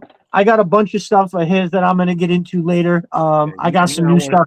I want to throw that weathering on that shit. Listen, those red cans are gonna be the first thing I'm trying to weather. Swear to God. It's funny you said that while I was holding those, because they're dry brush on that. You know what I'm saying? Because I mean, it's perfect. Like it's a perfect molding. You know what I mean? But right. You want to get some realism out of that. You know? For sure. I'm not. It's not a knock on his stuff, but you know how it is. Oh, everybody's. I've weathered everything. You know? Oh, dude, you just recently did that Hulk Buster. Wasn't that the Hulk Buster? Yeah. Dude, that looks fucking crazy good. How long did that take? So it was like back and forth. It was like a couple of days because you gotta throw the wash on it, and sometimes it doesn't look good. Then sometimes you gotta do too much. If you look at the picture, there's like some chunks which I got upset about, but then I was like, you know what, this is just like an art piece. Right. I could layer it, and I was gonna put a dry brush on it so it could look like the paint was chipping off, so you could start seeing the actual steel. Nice. I'll take it. So that's what I'm doing in a few. Yo, what do you mean when you say a dry brush? So all right. Look at this. Look how God works. Nice. Why would I have this here? So let's say one, you need an older brush, right? I mean, depending on the size. So you'll have if you want to go for a smaller one, you do this, right? You want to go for a bigger one, you do this. But it's an older brush, you're taking the paint, right? And then you're going on to a dry palette and almost eliminating the majority of the paint from the brush. Okay. So it's maybe the minimum amount. Oh, okay. On it. So when you're going on to a figure, right? And you're adding the layer, it's only a minimum amount of paint going onto it. So it gives that effect of weathering, whether it's dirt or you're now seeing the metal protrude from the paint. You know what I'm saying? Right.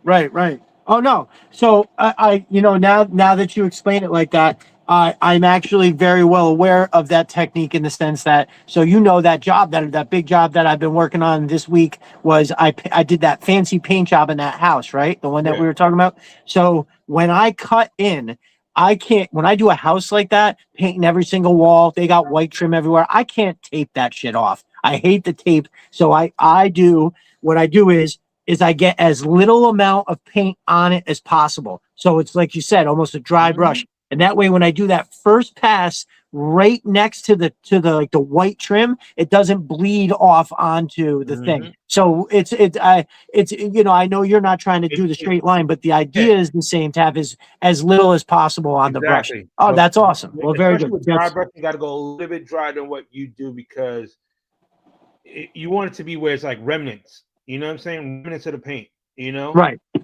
So, definitely. Oh, that's awesome. That's fucking great. Conrad says he got 2 Arctic Hiss. Who else got 2? Rock Lockdown says he put a big order in for Sis 3D Arsenal. That's what's up.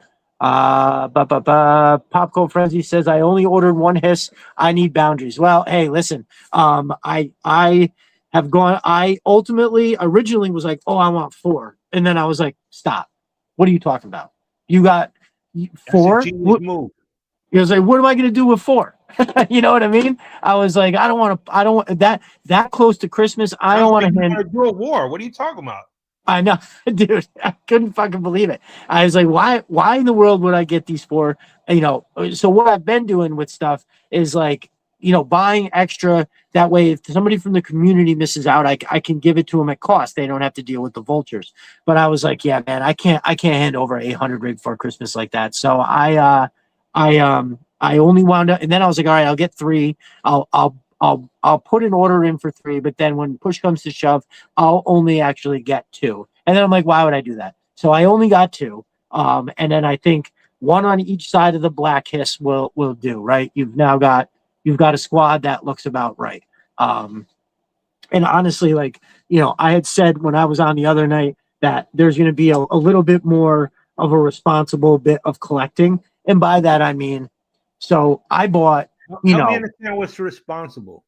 Okay. So I think that's different for everybody. Everybody's got to decide what's their own thing. And this is what I mean by that. I have probably 15 figures that I bought solely for the purpose of customizing. And a year later, I have not touched a single one of them. Right. So I think it's when I see a deal on a figure and I go, oh, I want to customize that. I got to go, you're not going to do it. You're going to buy the figure. It's going to sit there. It's space that you don't have to give, and it's money that you don't have to spend. Put that $25 aside. Are they selling the boxes? Dude, I have about 120 out of the box, and then there's another 100, or I'm sorry, there's another 200 something that's 230, 240 still in the box. This is what you do with those. You unbox them, and when you unbox them, that's half the battle. For sure. That's a good point. Yeah. I'm just saying. For sure. It gets you motivated, and you're like, you know what? Maybe I need to do this. And what am I doing here? All right. So you're onto something, because the plan right now is, I know I'm in the space, right? I got all 4 walls in this area. What I cut up some plywood the other day. I'm going to be going up a little bit. And then once I get those shelves popped up, first thing I got to do is I'm getting all my boxes down below, right? I'm putting shelving underneath all this main area. All the boxes, open and closed, are going to go underneath, separated, so I know what I have to open yet. And then I'm going to have right here, like you see right here, there's a shelf back here, but it stops right here. So I got all this in the front, and then this back here. Once I organize it, brother, I'm going to be able to get, unfortunately, I won't be able to make a fancy, nice looking shelf. I'm just going to be able to get shelves up so I can get these figures up. Now, I do have a nightmare that, God forbid, what's that? That's what it's all about. Just, it's never fancy. Like, just get them up there. I think the collection will speak for itself, right? I don't need fancy shelves if I got all them figures out there. You got all them big. Like whoever said, oh, nice shelves. Your friends are gonna come, they're gonna be like, man, you got the Hiss, you got the claw, oh wow, wait, you got the Arctic Hiss too? Oh wow. That's what I'm talking about. So it's I have like, listen, I really love the way our brother Country Gentleman does it, where he has all the figures right next to each other. Now they're not holding their extras, they don't have the backpacks on. But like, or no, I think maybe they do. But either way, he's got all of them in one spot, like right next to each other, and it looks fucking awesome. Pop Cold Frenzy says, "Man, you're gonna make me order another one, aren't you?" Oh I was yeah, gonna say, yeah. Oh, one on each side of the hair, brother. You gotta have it. Our boy Chuckin' and You can Truckin' is blame it here. on me. Blame it on me. Whoever you with, tell him it was Jay Antonio that said it. Rock Lockdown, it says, if you have any of the artwork from those in the plastic free days, let me know about. Oh yeah, so Rock Lockdown has been doing a dope thing where he is taking, you know, the art that's inside the, so the ones that didn't have the clear view where you could see the figure, they had the ones that came with the sleeve. Hold on, like this fucking chuckles. So the ones that come like the, nope, not like this, but like, hold up. Oh no, that doesn't have it either. Damn it. I thought I had one right here. But yeah, there's the figures that came in the solid box all had the tray that had that crazy cool black and white photos in there. And our brother Rock Lockdown has taken them and made like a big mural on the wall of his little studio area. It looks fucking awesome. Rock, make sure put that up on Twitter later, so when we can all roll through and check that out because it's dope. Put it on now so I can repost it. I'm right now. I'm on my iPad looking at stuff too. So. Oh, nice. Okay, there we go. There we go.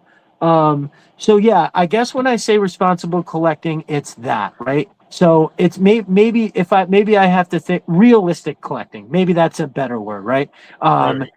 So yeah, because it's not, you know, I'm not buying anything that I shouldn't be buying, but at the same time, I went fucking bananas. Like I was telling somebody the other day in a DM,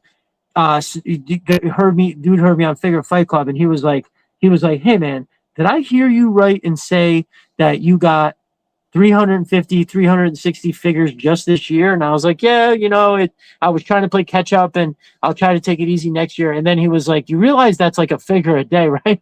And I was like, oh shit. That was me in 2021. 2020 was crazy because I don't know if you heard like with like the everything was like in the waters and you couldn't get any Joes. You know, you had to wait it was delays on everything. It was not only Joes, but like, you know, I think Valorverse was a delay too because of like, you know, everything was, you know, Supply chain in China or on the boats and stuff stuck there. So like everybody was waiting for these action figures. And I think it was like 21, maybe 2021 or 2022, where it was like everything started coming and I just went crazy. Hey, man. Started buying everything. And it wasn't just Joe's, it was Marvel Legends, it was Valorverse. You know, I'm a big MCU fan, so like I started getting a lot of, you know, the figures that I wanted that wasn't, you know, maybe a little bit high end, you know, because they look better. So like I started doing my little collection here and there, and I was like, you know what, I don't need to stay with one brand. If I could get, you know, this figure here and that figure there, still the same storyline, you know. Right. I'll just get the one that looks the best. Like, you know, perfect example. For G.I. Joe, the best Destro is Mezco. I'm sorry. Yeah. Yes. Yeah, Mezco. Yeah. Yes. Yep. 100%. You know? Yes. Yep. You know, I not a shot on Hasbro, but you know, it was funny. This guy that I follow on Twitter, he's like a huge Mezco guy, and I'd be like, every time he would post a Mezco, I was like, man, I'm not a soft goods guy. Until I bought what's the first one that I bought? I think it was Firefly. Oh, okay.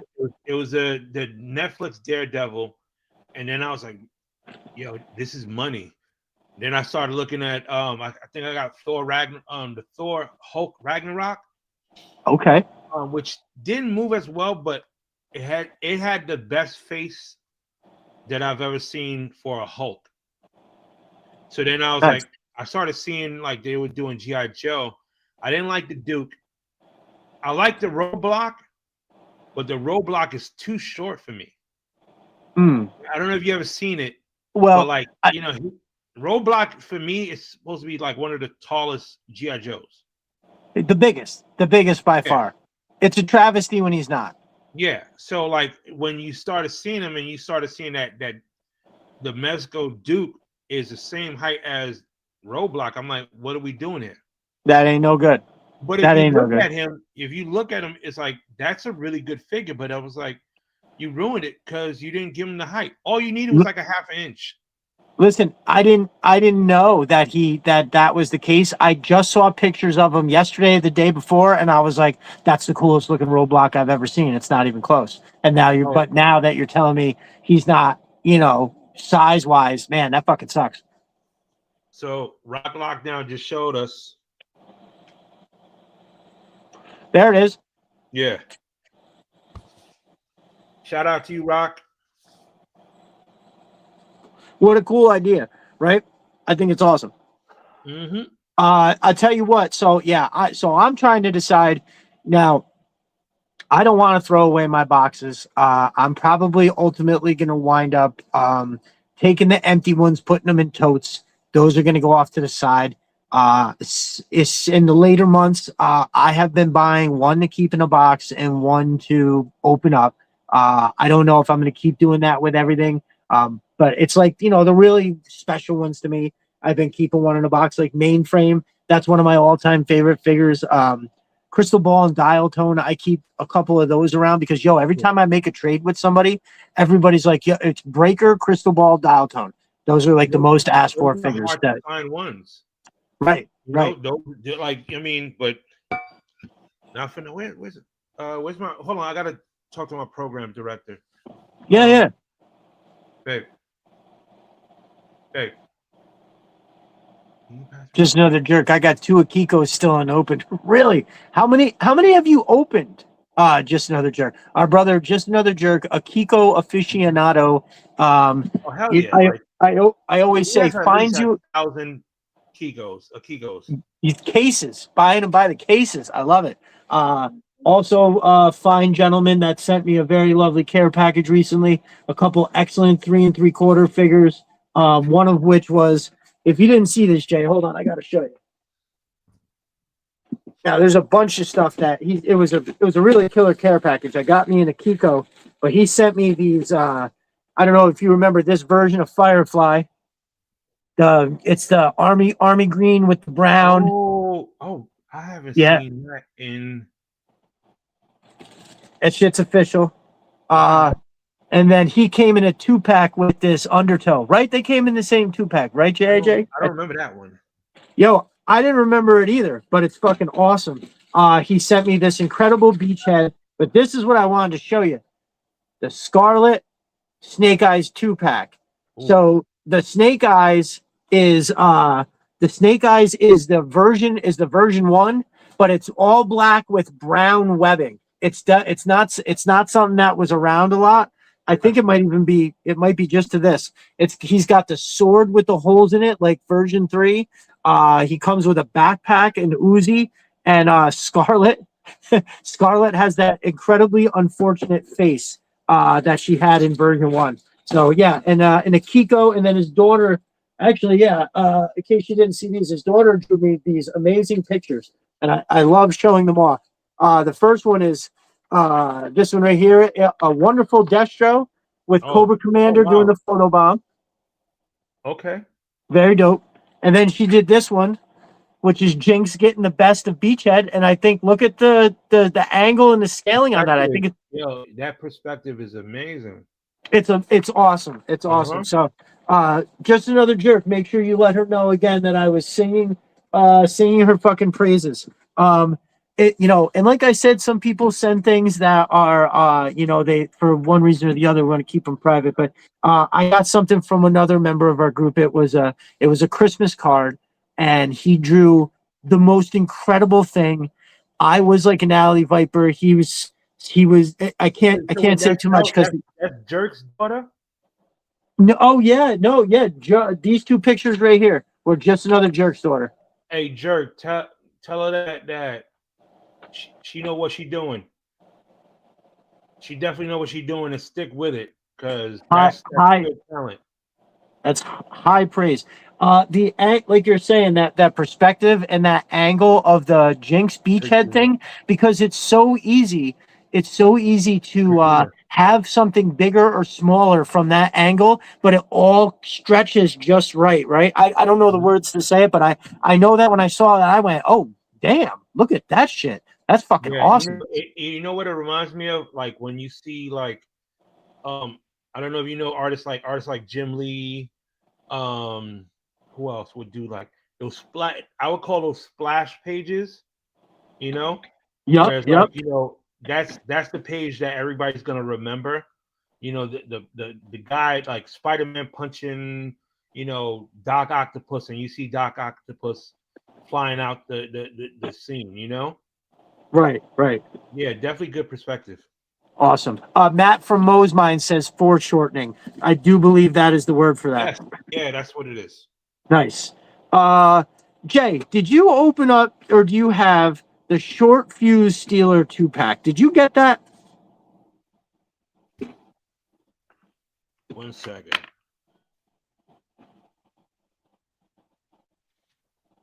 Yeah, man. So, dude, this Steeler is ridiculous. So, I got him right now. If you saw on the picture for the preview for the preview for the show today was done with this guy right here using nice little laptop from Stevie Z, but he was mounted in front of one of the things that Matt from Mos Mind sent me is this fucking awesome cannon. Now, this is the cannon from the top of the Atlas. It's not available on his shop yet. I love it when Matt sends me the exclusive first one of something. Really makes me happy. But he's got, look at the tank and the hoses. Mm-hmm. And now I don't want to do the whole thing right now while I got you on. Maybe we can get into it in a little bit. But he had sent me a few things that I'm gonna be showing off. And that fucking cannon is amazing. It can connect to all the other stuff that I have, like the other base stuff. That's what I was gonna try to have something set up, so I could take the phone and show it over there while we were talking. Unfortunately, I did not have time to after I got home from basketball to set this up. Even though getting home like a half hour early and jumping on it was like, goddamn, that'd take me too long to get that cleaned up. So you guys can expect. Now I'm going to show the stuff individually on the show tonight for sure. But just know that it's real cool when you know you get third party, you know, accessories and gear. You know, I mean, it's not only like Gridiron, but you know, Matt and what's the other guy, Sis? Yeah, Matt from Mos Mind Custom Creations and Chris is from sys3darsenal.com. Yep. Both which you can on their sites. Make sure you use that promo code Destro Designs to get your respective discounts on each one. So yeah, very very lucky to work with them guys. But yeah, Matt was very very generous this time.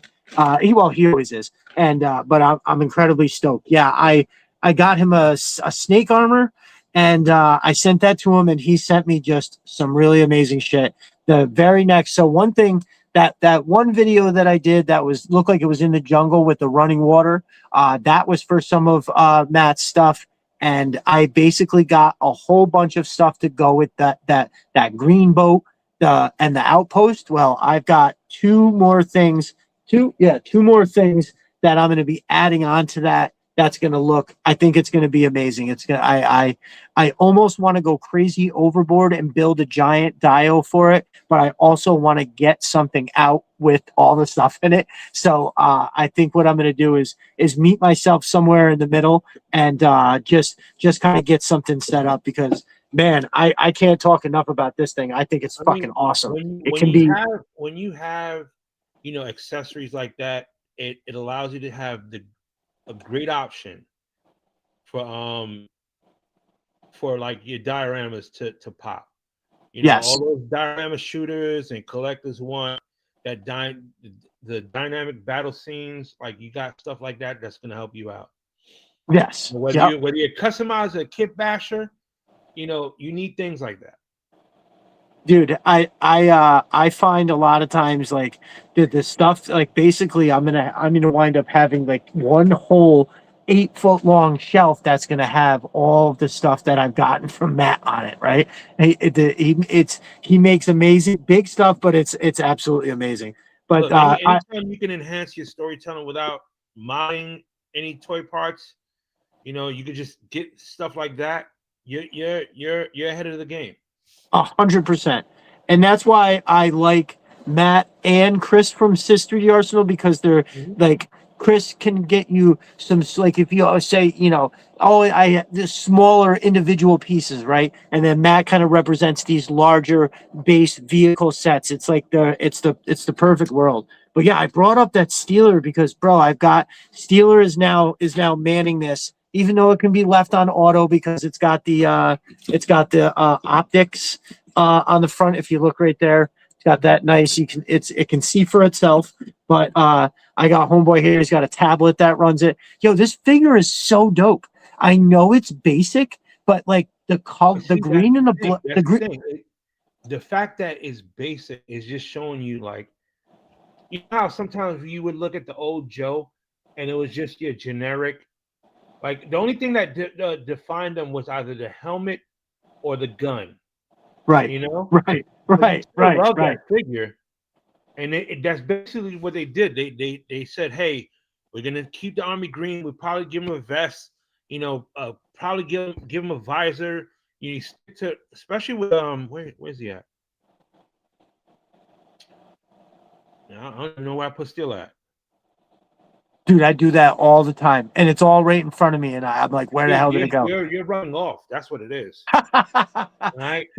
Yeah, that's funny. You know, Just like in the, like like, yeah, and you know what? If you look at the pose, he's so stoic. You know what I mean? right, right. With that broad chest, It is. I love the crisscross holster and Mm-hmm. everything. I think that looks great. I have this awesome backpack that I got from Valaverse that actually comes. So this part here goes this way. The one I have from Valaverse crosses the other way. Just another jerk. This is Stevie Z made this tablet. He gave me a fucking bunch of them. CVZ sent me that ridiculous care package that had all kinds of stuff in it. Yeah.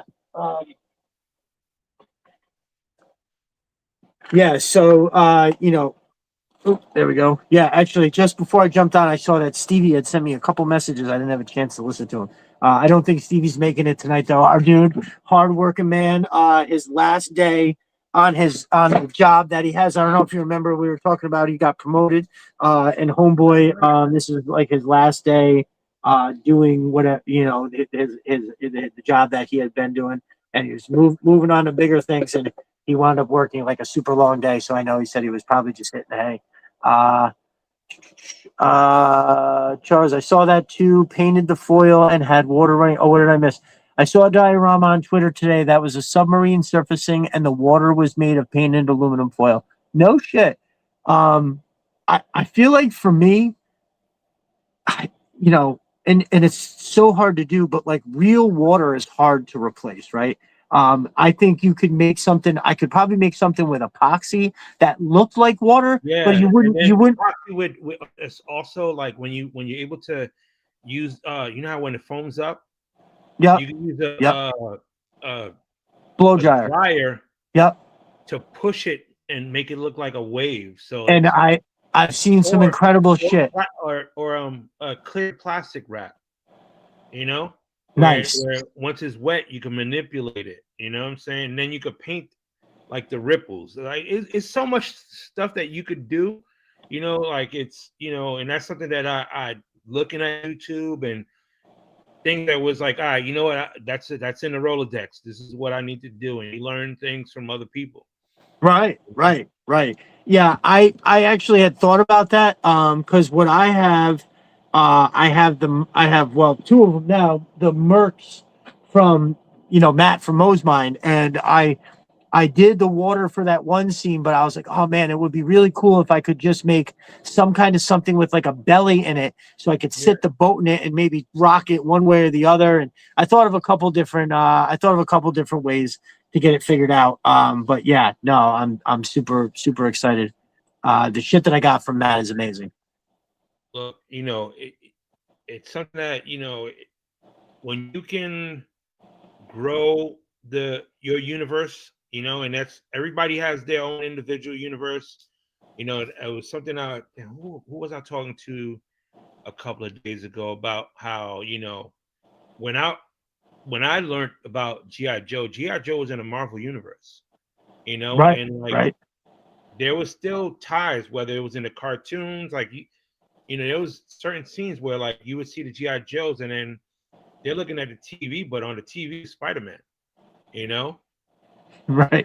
Everything is canon to me. So like, when you could build your own world, and that's not only with Marvel, but like even with Action Force, that that is G.I. Joe. I mean, that was the Right, UK version. You know, right, so like you build, and like you see that anything in your universe is canon, and it's okay. You know, 100%. like all that arguing that's not canon, man. You don't Right, pay my bills. You know, right, right. like especially when you got figures like this from Valiverse. You know, where it's Turbo. like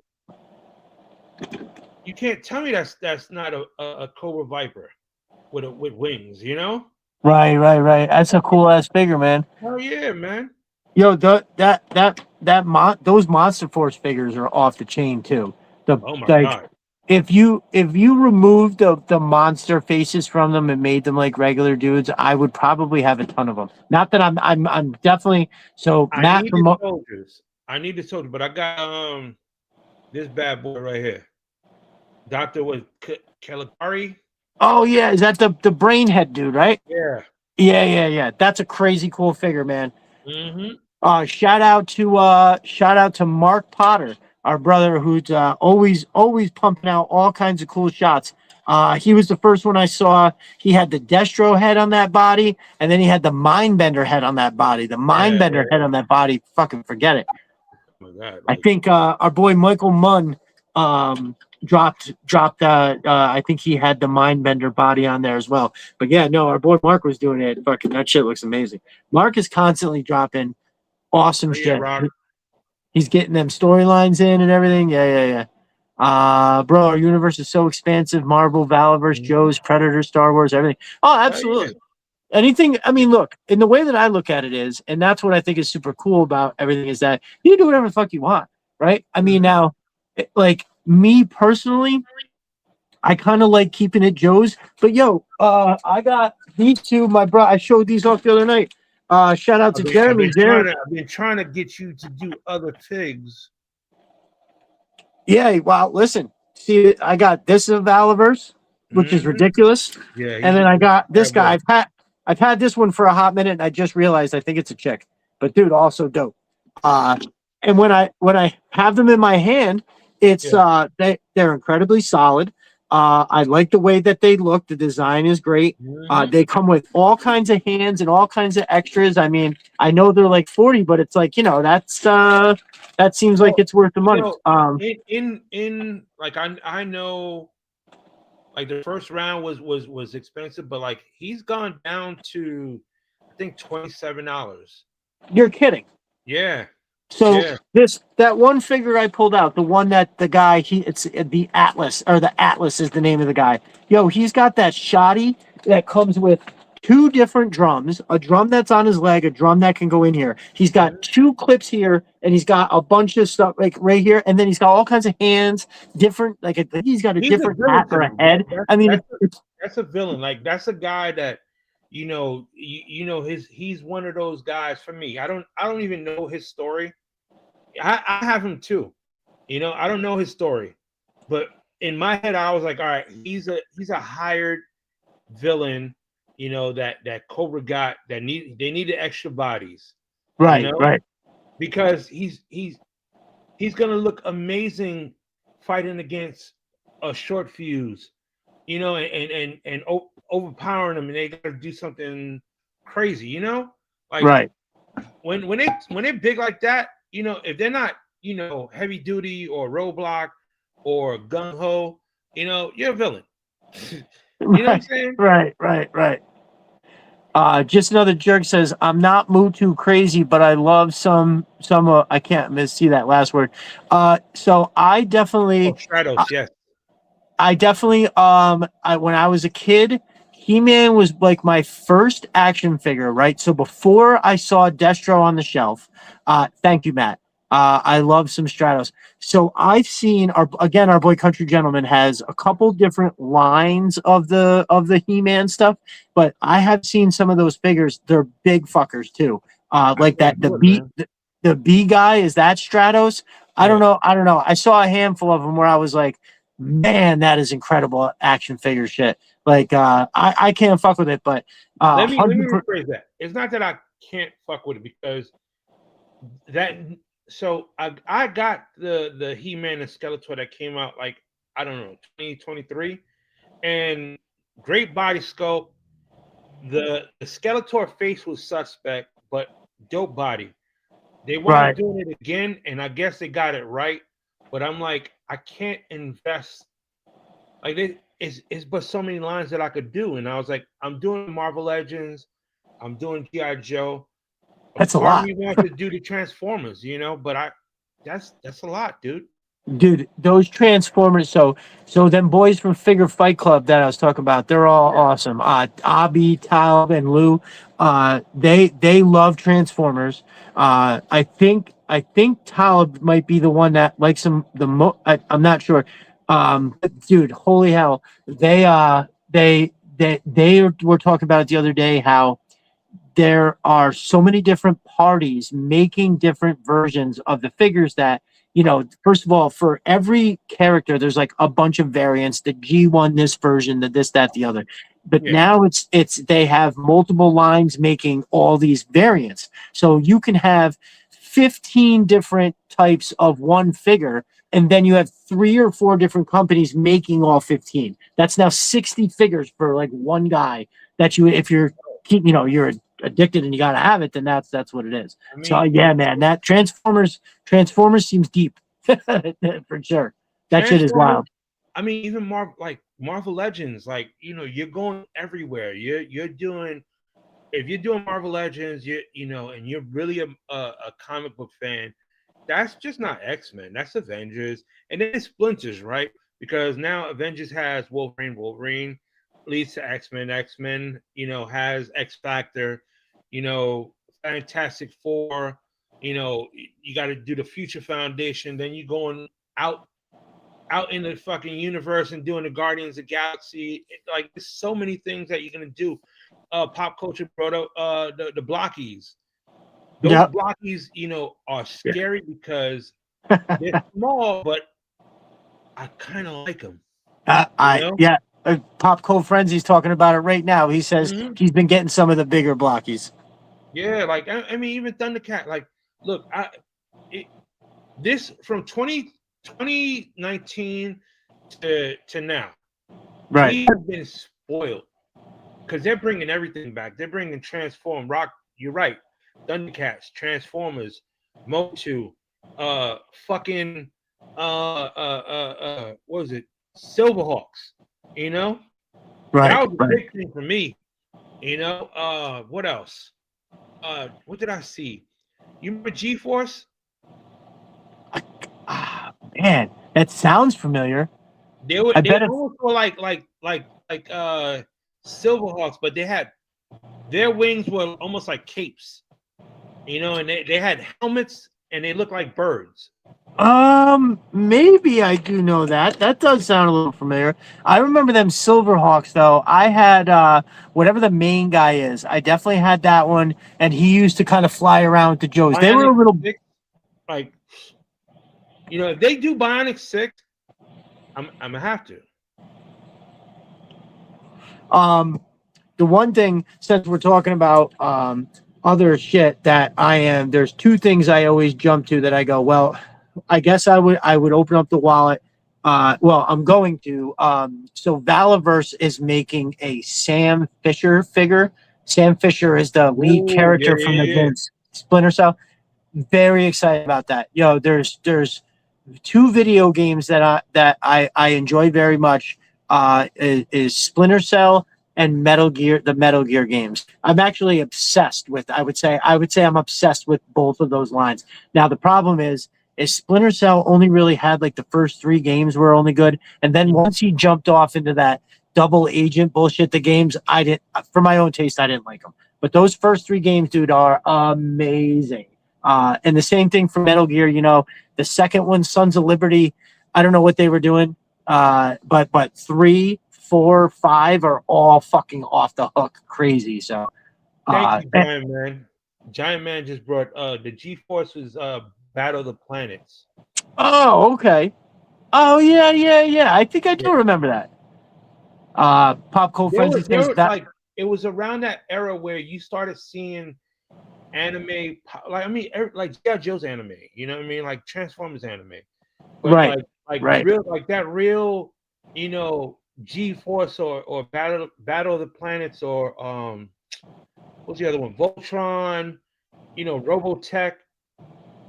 That 82 to 85 era where you started seeing 86 era where you started seeing all those Japanese animes Right. up, and then you started like I want to say 86 is when I saw the first action figure from like not I don't for me the first one that I saw was Robotech. Okay. Yeah, And then Robotech was off Voltron the hook. popped up. Yeah.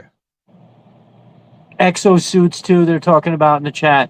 Exosuits, crazy. Mhm. Where'd he go? Giant man size thing. He mentioned Voltron. Yo, I love Voltron. The thing with Voltron was That was number crazy. one, Yeah. them shits were too expensive. My parents couldn't afford them. But the one thing that I liked or most the cartoon wasn't on that much. So it was like I couldn't even tell you. I just remember if I ever randomly saw it, I would be like, "Oh shit!"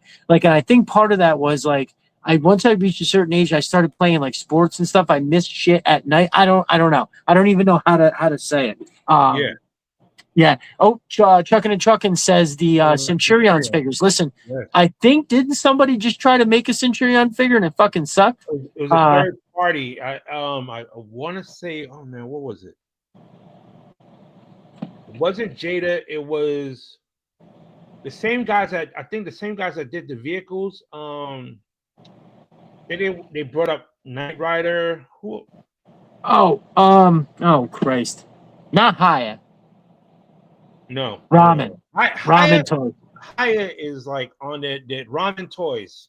Yeah, that's it. Ramen. Giant. Yeah, Yeah. ramen. Yeah. No, I saw pictures of it and I was like, oof, that's rough.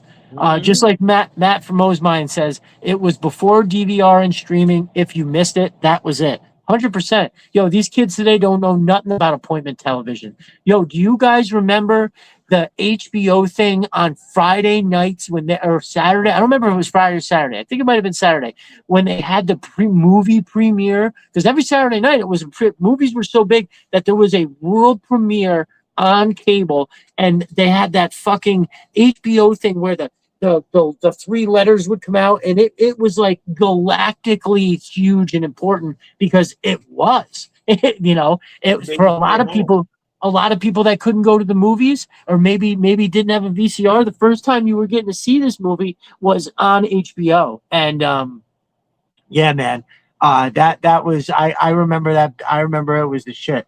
It made you stay home. Well, it made you want to stay home. Made you had your friends come over. It was.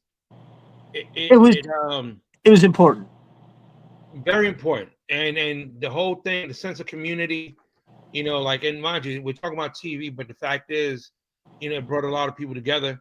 You were communicating. You wanted to do stuff. You were invested in whatever storyline it was. It made you want to create your own stuff. So right.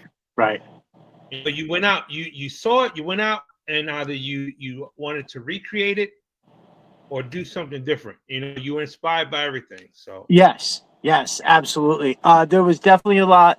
Paul Morales says the good old HBO guide. Yeah, man. I remember as a kid, you'd go and you look back, and so they would have like what all the little ratings were for the movies, like R, PG-13, and it would explain to you what they were. And they had that one that was like strong sexual content. And so I would always go to, as a horny young teenager, go and look for all the movies that had that rating in it and be like, when the fuck is this shit on? Skinamax. Yep. Fuzzy popping in for a second. You catch a little something. Matt from Mos Mind. I remember rushing home from being out somewhere with family so we wouldn't miss something on Friday night. You're damn right. So, like, yo, one thing too that I remember, water cooler entered the lexicon. Yes, brother, 100%. That so I remember so I was in fifth grade when The Simpsons came out on TV, not the Tracy Ullman shit. I'm talking about their own show. Yo, and I remember it was on Thursday nights and I had football practice. So I used to miss it. And every Friday morning, the only thing anybody talked about the entire day was the episode of The Simpsons. And there's like nothing like that now. You know what I mean? Like just Well, it's just wild. There is. It's just we're not in. Well, I'm in it because Stranger Things, it just ended, but when it was on, everybody was talking about it. Walking Dead, everybody was talking about it. But it's true. It's not like how it was. Like you had a lot of stuff. I mean, whether it was Miami Vice or Quantum Leap or so much shit. The Cosby Show. I mean, it might be forbidden to say, but you had a bunch of things that you can talk about. Then you go to cartoons. You had your G.I. Joes, who you had your G.I. Joe crew. You had your Transformer crew. You had your Gem crew. Right. I was a Gem fan, so. For sure. So you know what? We started talking about it, and then we got sidetracked. The Arctic Hiss. The Arctic Hiss, yes. I'm excited. Look, I mean, the fact that for me, it's is everybody's. Well, some people talk about it as a glorified repaint, and I'm like, what are you talking about? You know how many times we go through repaints? Right. The fact that we're getting another vehicle, and yeah, all right, it's a repaint, but not for nothing. We're getting it at a cheaper price. And we're getting a winter vehicle. That's something that people were thinking that we might never get. And they went big. Right. Like a lot of people wanted the what was the snow job vehicle that they had? The Polar Bear. Was it a Polar Bear? The little jammy, like almost like a snowmobile. Yeah. Yep. The battle polar bear, the polar battle bear. Yeah. Polar battle bear. That. I'd have been happy with that. And then they went big and went with the Hiss. So I was like, all right. Well, actually, they didn't even do that. They went with the Snowcat. Right, for a HasLab. Snowcat first, and then they said, you know what? Not only we're doing the Snowcat, but we're gonna give you the Hiss. Oh, so it was like good and evil. You got them both, right? And I'm like, all right, cool. It's gonna be the year of the winter where we're starting it off, getting the Snowcat, and then we're gonna end it. But yo, winter is coming. Definitely, I love it. How awesome would it be if we wind up getting an Ice Wolf? Because I don't know about you, but that's arguably one of my favorite vehicles of all time. I remember when I got it, I took incredible care of it. Like everything was intact. Just like holy fuck, man. I can't believe it. The missiles, the little thing in the front that came up. Those two little missiles that shot off. I mean, it was crazy. Yeah, I know, right? Matt from Mos Mind. The Snowcat shipping in June. That thing will arrive on the hottest day of the year. Yeah, you ain't lying. Yeah, I mean, listen, if you talking about the Cobra Wolf, right? Yes, yep. Yeah. Wolf. So that one, like that design, man. Listen. That design was wicked, awesome. Like, because it also had like the I'm looking at it right now. Yeah, that shit is badass, man. If they bring this out, dude, they would it'll have, look that can't be, that they got to do it like how they did the Arctic Kiss, you know. right, right, There can't be no special stuff where they're doing tears and stuff. Like, no, just give us this, right, and right, don't limit it. Don't do it like the vamp, like right. people will buy this. 100%. Yeah, the vamp. That's a fucking hot ticket item right now, boy. That price just keeps going up.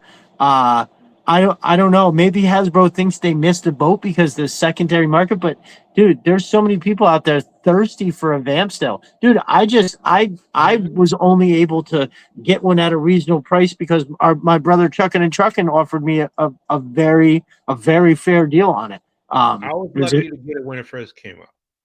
a hundred So, percent. And listen, you and know, I was happy to pay what he was asking, only because when I looked on eBay, I was like, wow, holy fuck. People are spending 275, 300 on this, you know. mhm. But Matt from Mos Mind said he had two. He loved the wolf. Yeah, dude, I think that would be awesome.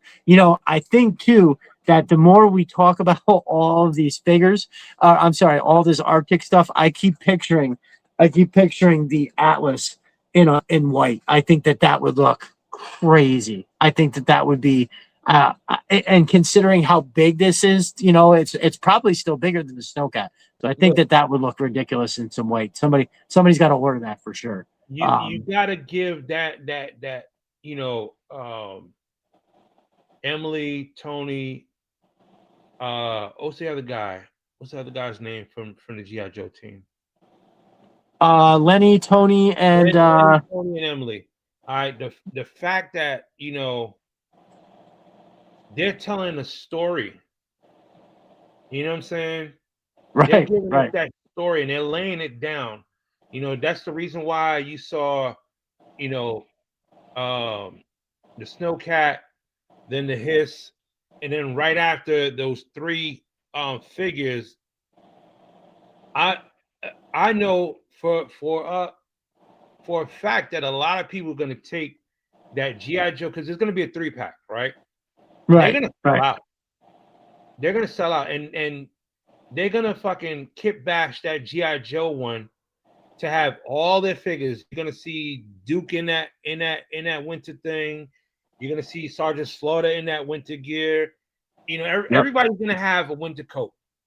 They might not have the same pants, but that winter coat is gonna be the one key thing that everybody's looking for. You know what I'm saying? So like that team is doing a great job by basically telling a story for us, and then we're building on it, right?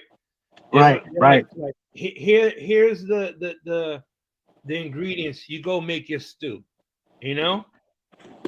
So yeah, yeah, man. Like nobody could tell me different about that team right now. That's the number one team with creating not only like a great community, allowing us to build on the action figures and accessories and all these things and being able to tell a story. But being successful at it, because I right, remember that Snowcat, everybody was ripping it, and then guess what? It got funded, you know, right, right. and It that was was supposed to be the worst one, and it did really well. nice, So nice. So you heard it here first. Everybody agrees that the Atlas would look ridiculous in white. Matt says he's testing out different whites, so it's coming. He also says it's going to have a variant to it besides the color. Maybe that's it. Okay, all right. So nice.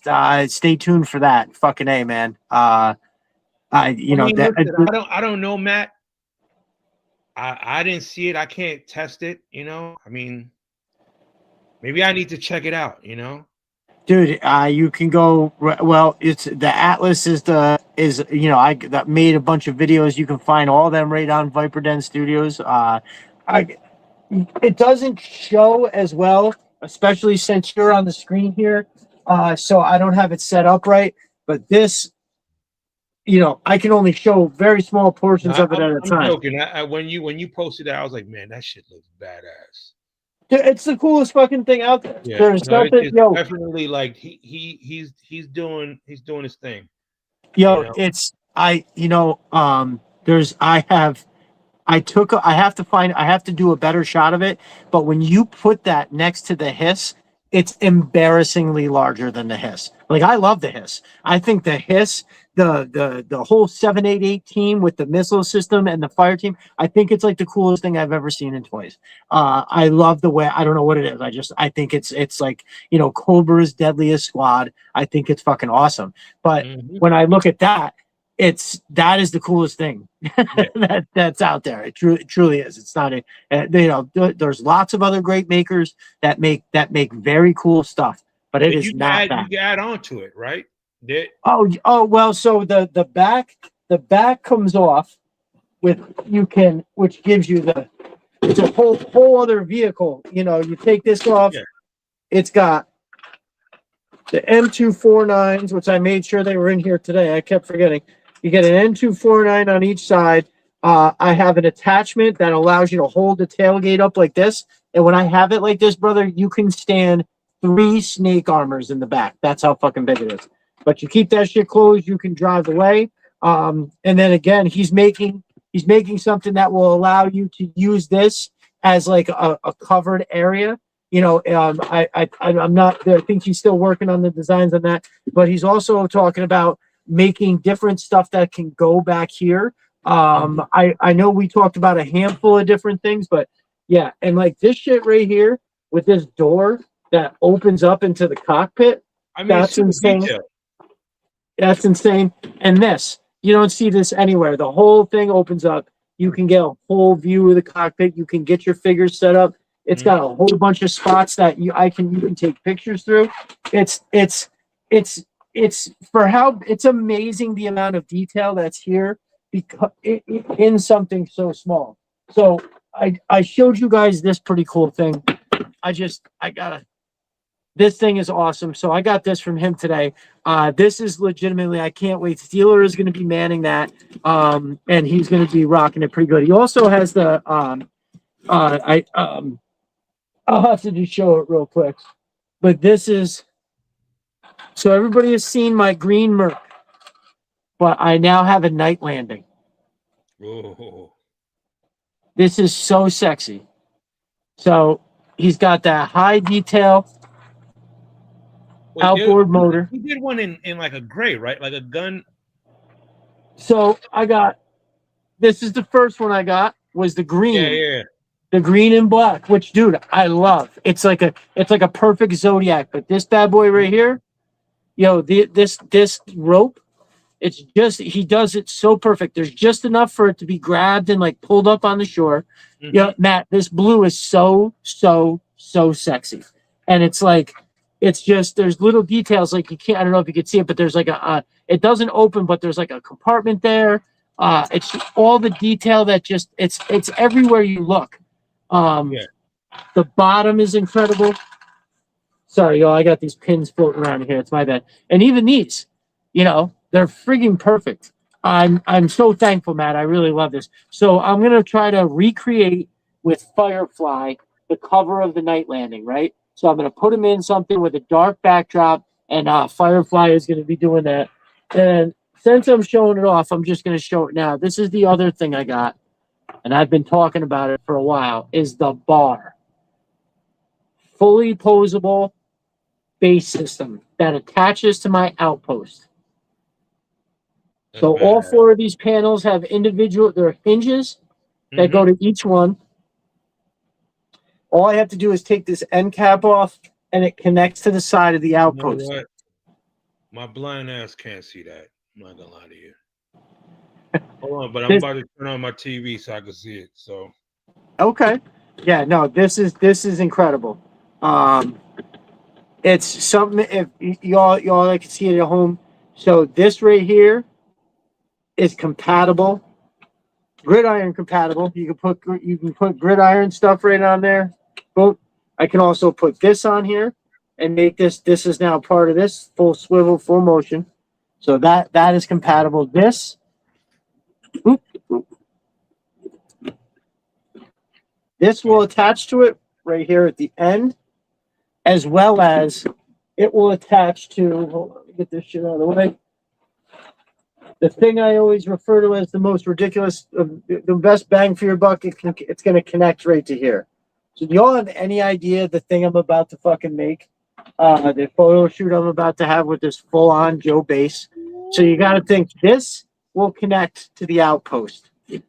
This can connect to either side or be used independently. I can take these two off because you're on like 7-second delay on YouTube. Okay. So yeah, I don't know. Yeah, I don't know if it's because I'm with you live. So on YouTube it's like 7 seconds, but I'm able to see it now, and man, that shit is badass. Nice. Okay. Let's see. Boop boop boop boop boop. There. Yep. So I am in love, Matt. I can't be any more thankful. You send that's funny. Just amazing shit. And the thing is I feel bad because I can't put any of it together right here on this in my little screen in a meaningful way. So tomorrow I got a lot of shit to do tomorrow, but I will be putting something together for sure. If you can, what is it called? What's that setting that's called when you go horizontal? Landscape. So yes. So here's the I can't do that now. I have to test it tomorrow. So the problem is the way that they have it set up is if I right now hit it, it will turn it sideways, but it will turn my comments over to the side and I won't be able to see them anymore because it's the phone.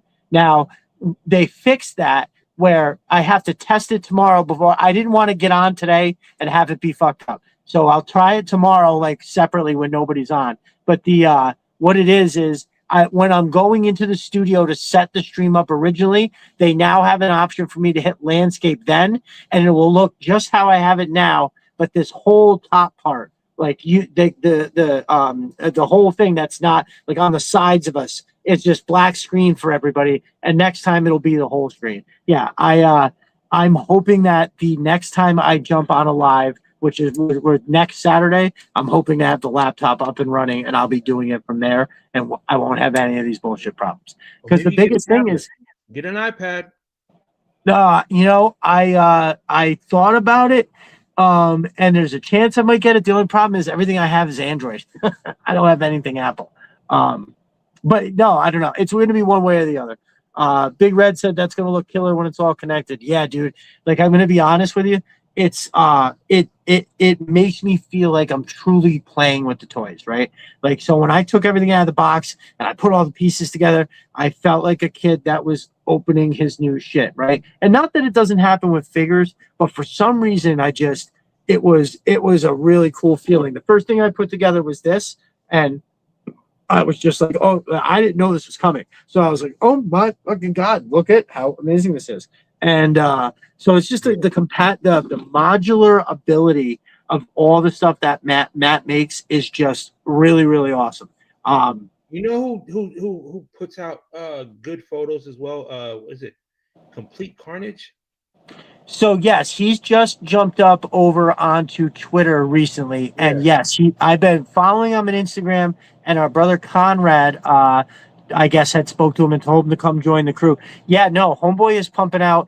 So he's got not only a good shot, he also makes like a nice little story that goes with it too. So yeah, no, homeboy is crushing it. Absolutely. Big Red, what up? See Big Red's on. Nice. Mutagenic ooze it is. Water, fire, acid up to you. Yeah, no, that's a 20 millimeter freaking ridiculous arc cannon. That thing is amazing. That's the same one that's on the Atlas here. So this one, that's on the Atlas. And then now this is the green colored one that goes on to that'll be listed. He's gonna have it listed separately, so you'll be able to buy that for the different pieces that go on, like the bar or the standalone cannon post. It's just ridiculous shit. The stuff he makes is so big, but it's not just big for the sake of being big. It's highly detailed too. It's really, Very really true. awesome. Let's see here. So yeah, I can't wait to put that together. I'm really excited. But yeah, so when you look at that, to just try to circle back to the hiss, when you look at that hiss, what is your favorite? What's like jumps out to you that says awesome? Like I when I mean, see those I like the rocket launcher. okay, The fact that they okay, changed the rocket launcher, you know, the for me it was more they just kept it simple. You know, the vehicle, the driver, they didn't really change anything. They just gave it a repaint. They gave it, a different rocket launcher array. Um and I mean, yeah, it's that paint job. That paint, if you really like zoom in on it, it's a dope paint job, Um and it's gonna pop when you have it in a winter setting, mm, you know. It's gonna pop even more when you have those the Cobra Army with it. You know what I'm saying? Like it's gonna look really good. Um, yeah, I can't wait to get it, especially knowing you're gonna have the snowcat and you're gonna have a ton of winter soldiers on Cobra and on GI Joe side. 100%, dude. I really like. On one side, they got that big rack, and on the other side, it looks like a rolled up canopy of some sort. I don't know why, but that shit has me fucking like, what? Now, I saw somebody on Twitter had said that, or maybe it was Instagram. Either they were like, I'm immediately throwing that plastic thing and I'm going to put real soft goods on the side. And I agree. Um, Something that I saw that I thought was a nifty twist, but in all the right ways, was it's not just flat white. It's got that very, very super light gray Camo, digital that camo digital on camo, there. yeah. Oh, That's that's the thing so. that makes it pop, you Mm, know? Like, and that's the thing, you look at it, especially when like that digi camo became popular, you know, you now you seeing it on this action figure vehicle, and you're like, man, this shit's gonna look badass once it's in my hand. right, I right. don't care about anybody, once it's in my hand. Um, and yeah, you're gonna have fun with it. Um, But I know one thing that I feel like I didn't see, hopefully we will see, is I need to see a winter Destro. mm, I need to see Destro in a winter coat. I mean, I know we're gonna have to see him with his what's the guys? I'm a loss for words right now. Uh the, with his the, crew. They just put out the bat and his oh man. When he has the gold the Iron Grenadiers and the yeah, spoiler. we're gonna have to see the Iron Grenadier Destro. But I need I Right, need a right. I need an Arctic Destro. I need an Arctic Cobra Commander. You know, hopefully we see it before those come out. Right. So my biggest thing about that is it's Oh, and like, a mind bender too. Yeah, thanks, Just. oh, nice. There we go. I feel like this year we might get stuck in a way, but maybe not. Maybe they'll just make them both. But it's like, do we see? I want the gold. I want the version 2 Destro with the despoiler. But at the same time, I want an Arctic Destro too. And can we get both in the same year? I mean, maybe. Oh, Especially if they do one early and then another one later. But yeah, when I Big think Red, about, Big Red just said a winter Destro and a winter Baroness in a 2-pack. oh, come on, give it to me. Mm. And give them their own bivouac. Oh my god. I'm not gonna lie. I know it was like not nothing special whatsoever, right? Like, I bet Matt can make a better bivouac. But for whatever reason, when they said they were throwing it in and that it can get folded up and put into the back of the snowcat, I was like, okay, that's kind of cool. They were extending the universe. And look, we can knock them for having, you know, shitty weapons, and you know, we getting it, right? You know, like, yeah, there are times when they're gonna mess up. Every action figure line has that, you know. You For look sure. at For Valorverse, sure. you know, as much as people want to talk about, oh, how we're getting all these stuff, Valorverse is basically repainted figures throughout the whole thing, on the good side and the bad side. But you love them, you know what I mean? Right. Absolutely. Oh, You know, dude, listen, I and don't. their thing is they have, for Valorverse side, it's their accessories where they excel. Oh, You know, yeah. Oh, my God. Holy they make shit. the best vests. They have some of the best weapons. You know, sometimes they're a little bit too brittle. You know, like maybe I've too heard that. stiff. I've heard You that. A know, little too stiff. yeah. But you know, if you want something that's detailed, something that's accurate, yeah, you go there. But I'm not taking anything away from what the classified team is doing. It's just, you know, sometimes, you know, if you're listening to them, budget is a big thing, you know, and something that we don't talk about. You know, if you're gonna get uh, uh a character, they might have to, you know, finagle their way to get that character, get the weapon, and maybe the weapon's a little bit flimsy, you know. Right. But you Right. got that character, and I'm like, I'm not complaining about it, because I know at the end of the day, for me, as you know, I'm gonna make it work. If 100%. that weapon ain't gonna be good for me, I know I can find a way. Like, it's 2026. You can find a way to get that weapon. You know what I'm saying? I mean, 100%. you know, yeah, you're gonna have to pay extra, but we all pay extra. You know, Yo, as listen much up. as we complain, we all pay extra. We all get stuff that we, you know, want. You know, we're right now we're dealing with first world problems. You know, Right. When you hear me talking about, oh, I'm not able to build fancy shelves to put my 360 figures on, I need to we're not use the only regular. one, dude. Like we're all doing it. You know what I'm saying? Like, Right. but For it is what sure. it For is. sure. We're enjoying ourselves, you know? And that's the thing. Right. We need to switch that mindset of like, let's enjoy this. You know what I mean? Because it wasn't there before. So let me ask you a question. Go ahead. I said Mesco has the best Destro. What's the second best Destro to you? Huh. I mean, I really don't. I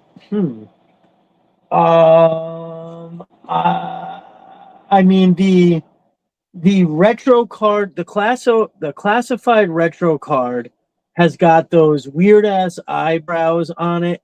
But I mean, otherwise, it's like, here, let me pull this bitch out. I mean, it's either it's one or the other. I mean, probably. Let's see. I mean, they both are like, this is like almost the same goddamn thing. Pop To knew be what I was honest, going to say. probably this one. Pop already knew what I was going to say. Oh, Pimp Daddy. Hey, Daddy, yo, come on. Yo, dude, that is a crazy figure, no doubt. That is a crazy figure, and it's something I've heard a lot of people say. My brother Mark Fogarty included, that it's what really got him to be like, okay, I'm gonna try this line. You know what I mean? I don't know. I will eventually get it if I find it for. Right, I'm Big gonna find Red. that. Yeah, I'm gonna find that for a regular one. Gonna have to hit the set, guys. You all have a good night. All right, Big Red. Thank you as always, my brother. I appreciate you. And dude, we're all stoked that you're back. You started the Joe a day over again, my dude. Have a good night. Um, yeah, we're not gonna stay on too crazy late. I actually there's some things I'm gonna try to get up and do myself tomorrow. At the very least, I got to bring tools down to this job site so I don't have to do it on Monday. Um, but yeah, dude. So I am 100% stoked for that hiss. I think it's going to be cool. Oh, More than anything else, though, I can't wait to see. I can't wait to see a white Atlas. And I'm going to be honest with you. Once my man green lights that maybe Mo could do one. yeah, that's what I'm talking about. He's going to make the Atlas. He's going to do the Yeah. Atlas in white. He's messing with it right now. He's Yeah. he's trying to find that perfect shade of white. And when my dude has it, it's going to be real hard for me to not pony up and get it. So I'm going to have a snowcat and a I had hiss. a brain Gotta have fart. it. I meant a snow wolf. Oh, an ice wolf. Oh, Ice wolf. Listen, I know I would put money down that if given the time, Matt could do anything. Like, dude, the detail that's in this Atlas, and he designed the whole thing. Like he started from scratch, and that's what he came up with. And if he can fucking do that, he can do anything. I have full confidence. Like, I know there's people that would want that. Well, I don't want to speak for Matt, but I think Matt likes doing, like doing his own full design. I'm sorry, Matt can speak for himself. I don't want to speak for you, brother. But it seems like, everything he has is very much like his own design, right? Like there's not much similarities. Like he has the Raptor doesn't look like a Skyhawk. You know what I mean? Like that sort of thing. And like this Atlas doesn't look like an APC or something along those lines. So I'm not sure, but I know this. I know if he was like, oh, I'm gonna make that it would come out fucking awesome. that I know for sure. And if he's messing around with whites now, maybe he's got something up his sleeve that he's gonna bust out with. But I have my full faith back behind him that my dude is gonna come up with something. I shy away from full on copies. Nothing wrong with the guys that do them, but as for Hasbro decides to do it, you don't really need mine. Right. So basically what about an Ice Fox? Ooh, right. Something that's got a little tip of the cap to it, design wise. Maybe the driver and the gunner have a similar position or something. Like that was what made that thing look fucking crazy. It was because it had two separate cockpits and that they were like lined up on one side. Now you're in my lane. There we go. That's it. Just a tip of the cap to it. I know I'd be in on that. Winter, give me something for winter where it's like, maybe it's like a little compact. You got those bigs happening, right? You got those big vehicles happening. Give me something where it's maybe an individual vehicle, right? Right. That looks badass. That maybe could function with maybe one or two, but like it's almost like a space saver. You know what I mean? Like it's not gonna be that big, but it's big enough to hold those classified figs, maybe one or two, doesn't have to be like 3 or 4. So, something that I get in my head every now and again now this isn't Arctic, although you could make an Arctic one. But when I think, and actually it would be really cool in Arctic given, the nature of it. I always really liked that recon sled. Now I know it's ridiculous in that it's like they got tank treads they're laying down. I don't know what I love the recon sled. I thought it was a super cool idea.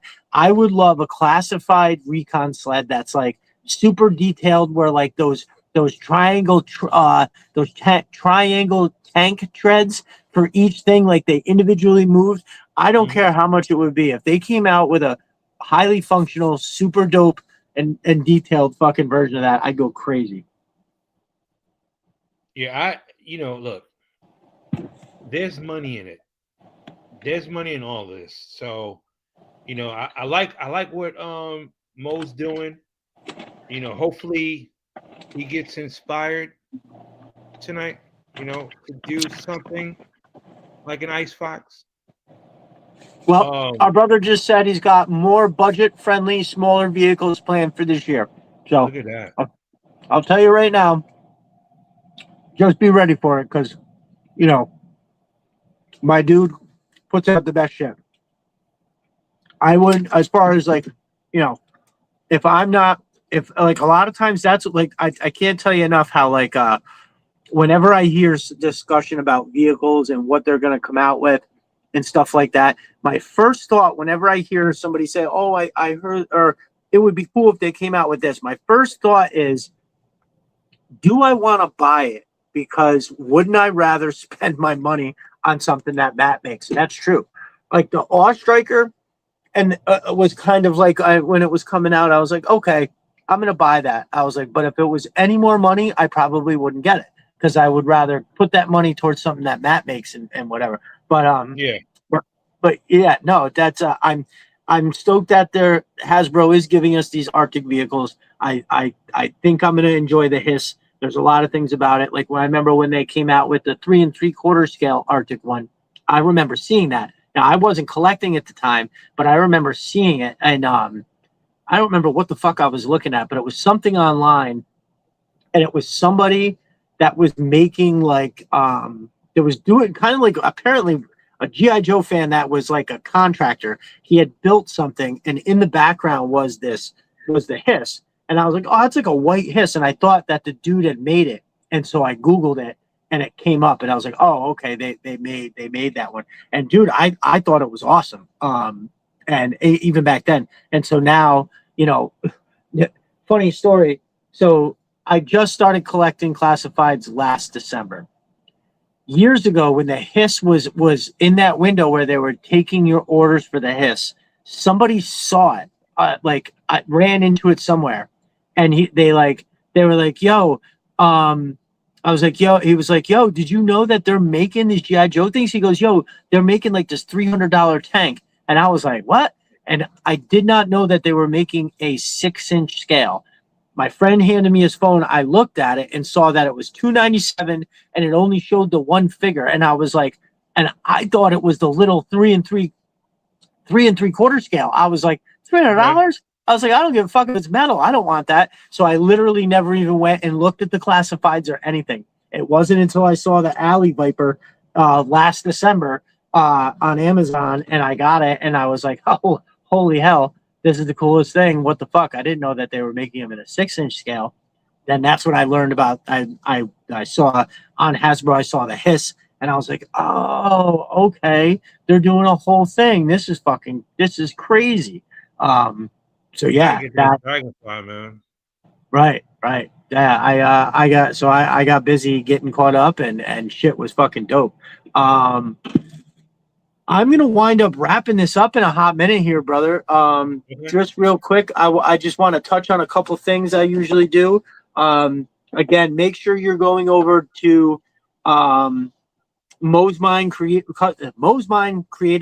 Why can I never say this right? Mos Mind Custom Design. You can find them on Etsy. Make sure you're using promo code Destro Designs to get your 5% off.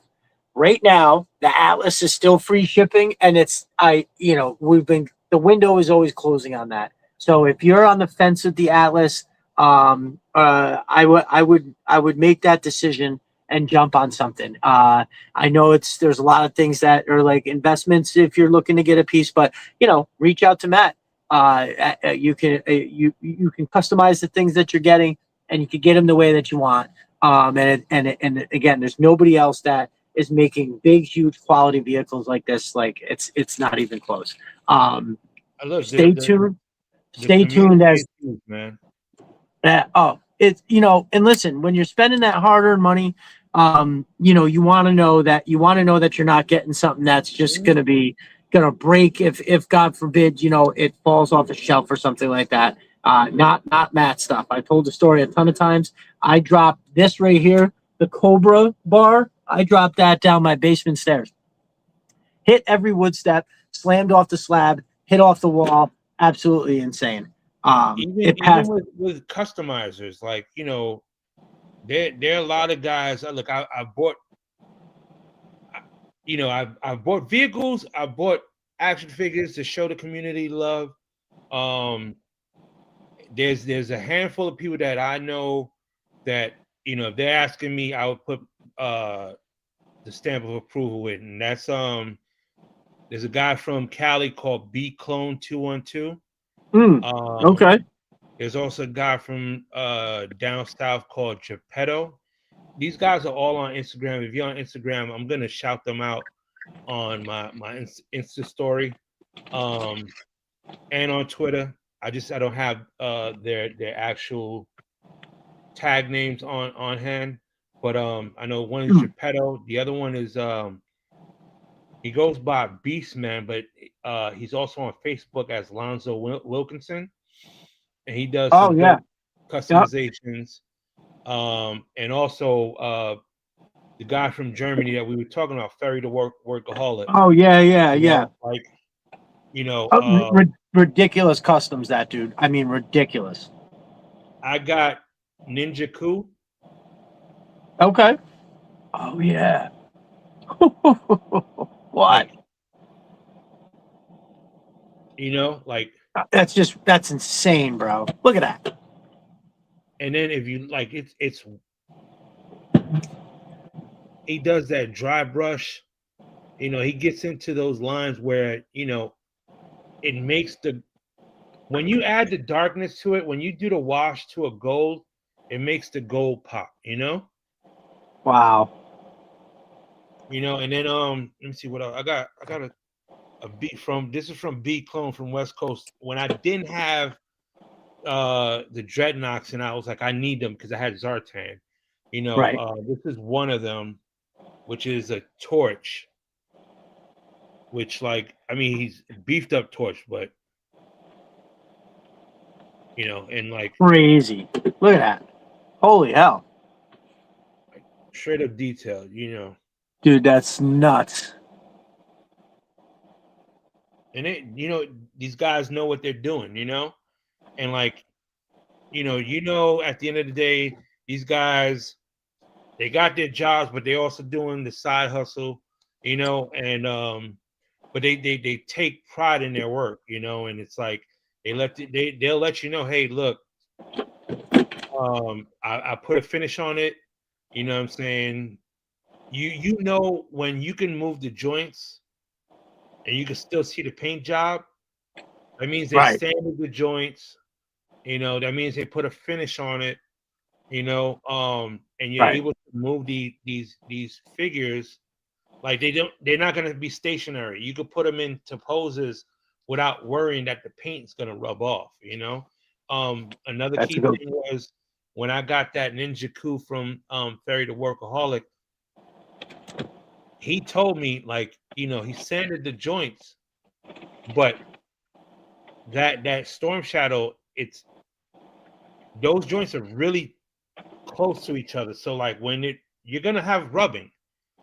He wound up sending me the paint because he sent me a little thing of paint of that exact black and gold to touch up because he knew that I did a little bit of customization too. Right. That's crazy. Yeah, and I was like, he didn't have to do that. You know what I'm saying? That's that's when these guys take pride in their work. For real. I mean, you can tell too, that guy in particular, when you look at his stuff without even, you just look immediately and you're like, holy fuck, bro, what the hell are you doing with all that? Mm-hmm. Matt from Mos Mind said he wants to make Rambo's boat. Yo, ooh, dude, how awesome would that be? we get him with his big M60 on there, man. Because I'll tell you, Rambo was crazy when I was a kid. I can remember one time I was sick, like real sick. Like I don't remember if it was the flu. I don't think it was pneumonia, but I definitely was like ill. I remember being on my grandmother's couch for days.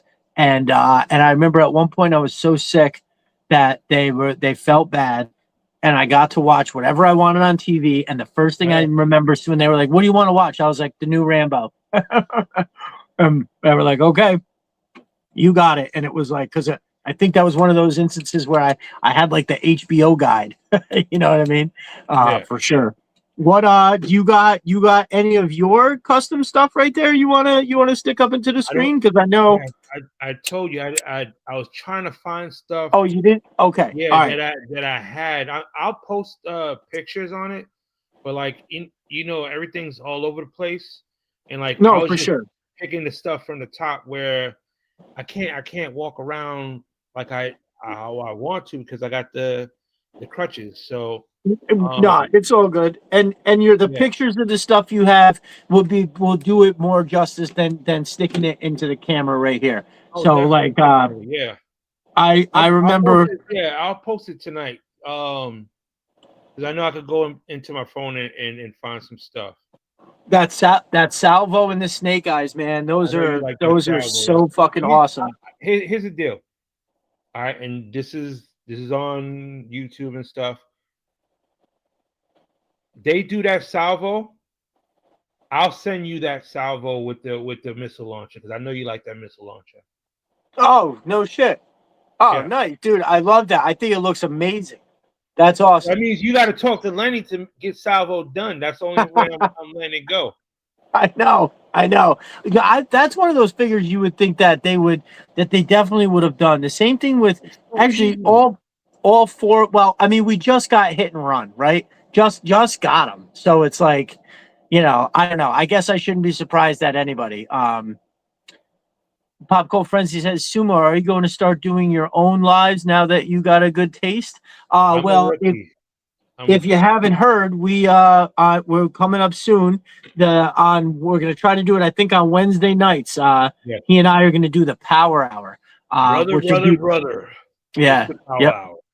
Yep. That's gonna be fun. I'm excited for that. But yeah, dude, it's a pretty awesome thing. I try to invite people on, and a lot of people just, it's not their thing. And that's, I get it, you know what I mean? But no, this has been great. And I definitely look forward to getting into that, that Power Hour as we try to talk about that more. And speaking of guests, just wanted to shout out Aaron Sparrow that was here 2 weeks ago. He did a fantastic job. Was that 2 weeks ago or a week ago? Jeez, oh my God, the time is going by like crazy. That was last week. And then having you on tonight, I really appreciate you. It's kind of short notice too. Like we were talking about maybe doing it the other day, and then I didn't know what I was doing to the last minute, and then I really asked you about today, like literally yesterday. So I appreciate you hopping on short notice. I've actually got some other people coming up too. Next week, I have our dude Evan, the architect, who I just saw. He was always doing these, comic book reviews real quick, or he had actual book reviews. And he had just gotten into classified, so that's how he found his way into our little community. I know he has other action figures and stuff, but like he's kind of just, I think we both kind of got into it at the same time. So he's going to stop by next week. That is the 10th. And then on the 17th, I have Chris from Sister Arsenal coming on, which is going to be fucking fantastic. And just to refamiliarize, in case anybody didn't know, Chris is the man who makes all those incredible mission crates. The very first one that I ever saw was this one. It's the scrap iron drone. Yeah. You put and I go through this every week with my big butchy fingers trying to get this gorgeous, perfectly made thing out of the fucking box. I assure you, with regular non-butch fingers, this all comes out super easy. So these are the cannons that go into the scrap iron drone. They fit perfect. They're like the perfect distance out of it. You can put the missiles that come out of the drone. They go right in here. Boom, boom, boom. And he's got this awesome design where the bottom tray is missing the corners, right? Yeah. And so those pieces that are in each corner, that can go all the way down, but then those same pieces hold the top tray up. It's just incredible. He makes like they're all different colors. You get different mission case in the Joe scheme. He's got the Cobra blue. He also has like the black and red Cobra scheme for like the Hiss Fire team, which is really, really out of control. I love that shit. He's doing all kinds of crazy cool stuff with the weapons cases, like this little guy. Like, how ridiculously awesome is that? You pop the top. He's got, in this one that he sent me, it's got the red, two blue. Look at that electric blue. And then two of that opaque color. Those are all mass device colors. I love this shit. Yeah. It's just ridiculous. Some of the newer stuff that he's got out right now, he did a few of these different sizes. The medical crates Mm-hmm. with the nice black handle. I love that. Yeah, so he's just gotten into the mortars are a big deal. So this nice regular style mission crate, boom. He's got mortars, black and red. So what I'm going to be doing I is like that a lot. I'm gonna take my extra set from Short Fuse. I'm gonna dye this navy blue. I'm gonna have an extra guy. I have a metal head that's being painted like a hiss guy, Yeah. and I'm gonna have him carry this, and he's gonna send these rockets. I'm sorry, it's gonna go on the back of scrap irons, buddy, and I'm gonna have a whole thing. Now this rate. Lockdown said that his chemical case loadouts look amazing too. Oh, dude, they're ridiculous. They are ridiculous. 2 hour power hour. I know, right? Power hour is gonna be lit. Yeah, y'all know it. Y'all know what it is. 100%. Good. I'm glad you're digging that the stuff you got. So this one right here that he did for Short Fuse himself is a departure from how we regular did it. So the green part that you see there is exactly like his regular medium-sized mission crate. But what he did is he popped the top, put this black kind of railing all the way around it, which I love. And then inside here, he's got 9 of these individual cases that have the handle, have the top. You take this top off, and then boom, inside every case is a mortar for Short Fuse. It's got all kinds of it looks like, I mean, again, I don't know what an actual mortar but it's just got all this detail that looks legit. It's got this nice yellow band on it, which is just an unbelievably cool added extra, right? That black extension makes it look cool. Those are the Doesn't things it, Matt? that will get me in trouble with my wife. Okay. No, You know, for sure. what do you need all of that? Yeah, dude, this shit is awesome. It's very good. And what's cool? It's so funny that you brought those things up because now, like, I want to ask Mo. You know, I know he's doing his original stuff, and this is just an idea. What if he did like some of the parts where he could put extra battle damage stuff on it? That's pretty cool idea, right? So you could get like parts for a hiss, but they're damaged. Well, not his. Oh, right. We're not talking about his, like his original stuff. Oh, okay. Okay. Another part component where you could just take it off like a side panel and it's battle damage. Right. Yeah, that's a pretty cool idea. It sounds like money to me. Matt himself was asking, yes, Matt, there's 9 of them fuckers in there, which is a lot. Wow. It looks killer, dude. It's amazing. That shoot that I did with the crate and Short Fuse, I really enjoyed doing that one. I thought it was super cool. And then so he just came out with this new style crate that I really like, and it's this regular crate looking, right? It's like wood planks instead of that metal case. Like, so this is the original version, which is fucking amazing, right? This shit is no smoke. I love it. I love the design. I think it looks great. And I think there's a real place for that, like a metal looking case. Yeah. But if you happen to be shipping something like this, all right, Rock, thanks for coming, brother. I appreciate it. If you look at like this with the wood, it looks like wood. I love it. And so I got a Dreadnought one and a Cobra one. And what I like about it is that I'm able to take, so that all that gold in that inner tray came in a different case.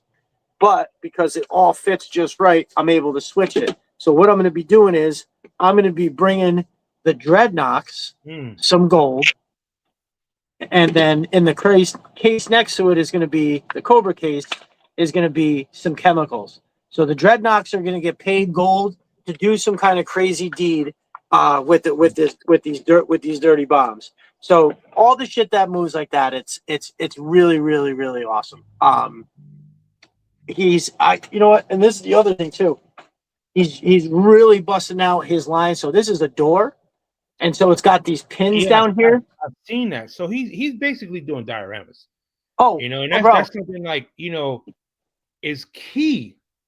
Like if you can have a backdrop Dude, with oh he's man, got a I love whole that. room. You could get a whole room. He's got the Yeah. walls, the floor. He just did a shot himself where it had a lighted ceiling on it. I haven't gotten word if that's going to be. Next to like an action figure. Just so What's that?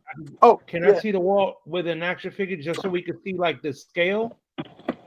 So at least the people could see like, hey, look. Oh my God, that's money. Totally perfect. Mm-hmm. Now, also, if you wanted to think about it, because of where the pins are, so I'll stand them up in the doorway like that. Mm-hmm.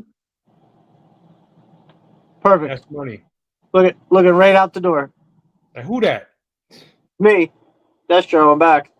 So yeah, dude, this shit is dope. And you can buy just this is the cool part too, because you could buy just the frame if you want to have something go from one room to the other. You could take this, you could pop this just on a wall and it looks good.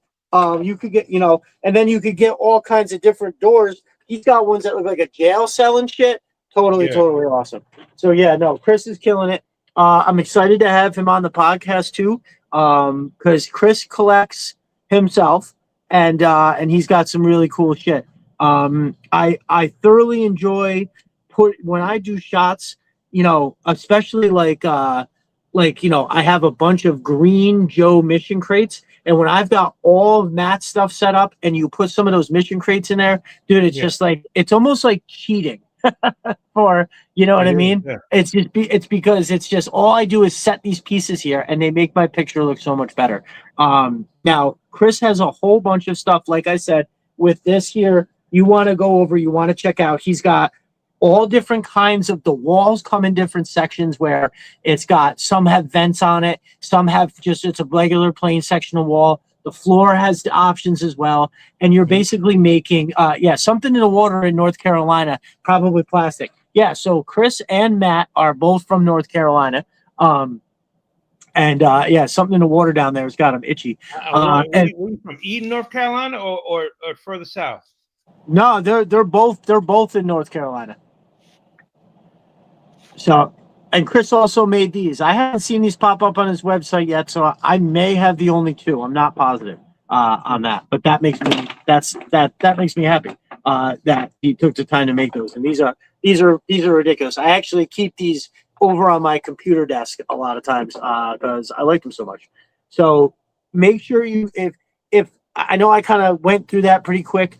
I'm going to be doing an extensive kind of I don't think I'm going to do it live. I'm probably going to do it via video for some of the stuff that I have for Chris, and also a separate video of some of the stuff that I have for Matt, just as kind of like I'm using it in shots all the time. But the fact of the matter is I have a lot of stuff from both of them, and I'd like everybody to know, like, hey, I just don't talk about this stuff. Like, I have this shit. It's really good.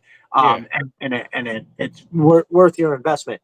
And that's the thing. So like with the platforms, if you're not doing it live, if you're posting it on Twitter, I don't know if you do TikTok, if you're posting on these platforms, is putting eyes on these small creators, And no shot at small. I mean, it's these guys it is. I am. Yeah, creators where not for nothing, free advertisement helps. You know what I'm saying? Like us as a community reposting this stuff and allowing them to grow, that's going to help them, just like us, we need them to push us, Right. Oh, 100%. Mo, come on, stop being you're doing your thing, Mo. For sure. Oh, listen, the way that I look at it too is he has some talent. He has some big talent. Oh, dude, listen, I'm telling you, when I first saw, that's what happened. The first thing I saw was the Outpost on Etsy, and I was like, wait a minute, what is that? With those awesome panels on the side and shit. I sent him an email immediately, and I was like, dude, I can't believe that I'm this far into collecting this year, and I'm just now seeing this. I was like, dude, I'm gonna order this. Let's do some photos. Let's get that shit out there. And And yeah, dude, that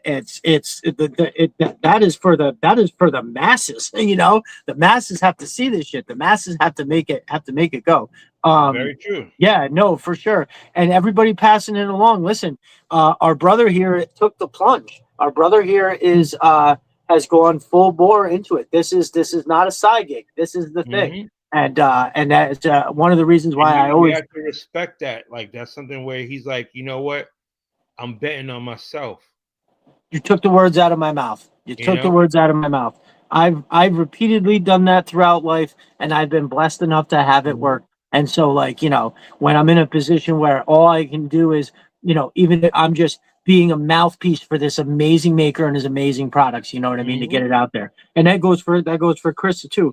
But yeah, so the stuff that Chris is doing, if I know I can sit here and say it, go look at the stuff he has for the walls and the floors, because especially for people like I'm blessed and lucky in a way that I have materials and tools and stuff. I can make backdrops and stuff and everything. Not everybody has that time or the tools or space even, but you can get that stuff from Chris and build yourself a wall, build yourself a little dial to take your pictures in. Then you can collapse it and put it away. So go over to sys3darsenal.com. That's SYS3darsenal.com. Use Destro Designs for 10% off over there. And you know, go treat yourself with something. It's still the holidays. Did you survive your family coming over for the holidays? You deserve to go check out one of these two amazing makers and get yourself a little something, because fucking A, the holidays are hard for everybody. But that's not for nothing. It's a dope website. I'm looking at it now. Like, you know, he's clean, you know? Definitely dope shit. Super dope shit. 100%. He takes some pretty good pictures himself too. It's not so bad. Yeah, so I actually I saw Chris did an amazing interview with these guys. He was on with the boys from Figure Fight Club, and they were not. That's how I got to meet those guys. I saw that interview. Chris was nice enough to take a couple of shots that I did of his product and have the guys show it on the show. And I had a lot of people reach out over on Instagram saying that they really enjoyed the shots. They were awesome. A lot of them were from the Cobra Claw launching facility. Some, you know, the stuff that really highlighted his thing, his stuff in there. And so as a matter of fact, those guys reached out, and I am going to be on Figure Fight Club, their feature. So they do a couple episodes over the course of the week about different things. But on Fridays, they do a live show with just one person on. And they kind of just basically they're just going to ask me questions and let me say who I am, more or less. And that's kind of what Mark Fogarty did the first time he had me on. He was like, "Who are you and why are you doing what you're doing?" And then I was like, "Oh, I can talk about that. I can talk about that." So yeah, I'm fucking stoked. Yo, it's Abi, Talib, and Lou, all super cool guys. They all work very well together. They got a nice little show going on over there. I think they just went past 2,000 subs on YouTube, and they did something.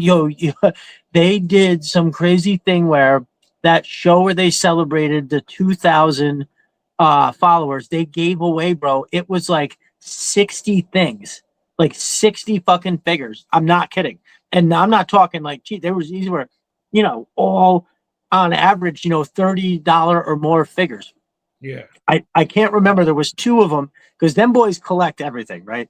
They're not just classified at all. In fact, when I go on there, I'm the only dude who is only classified, which is nice, because then I'm trying to bring you in, like I saw the video. I was like, man, we got to get him some knowledge on the other figures, I know.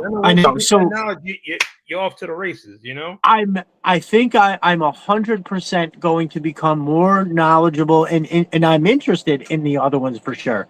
But in terms of actually purchasing, man, it's like, listen, if I turn the phone around and I show you what I'm living, I look like a hoarder.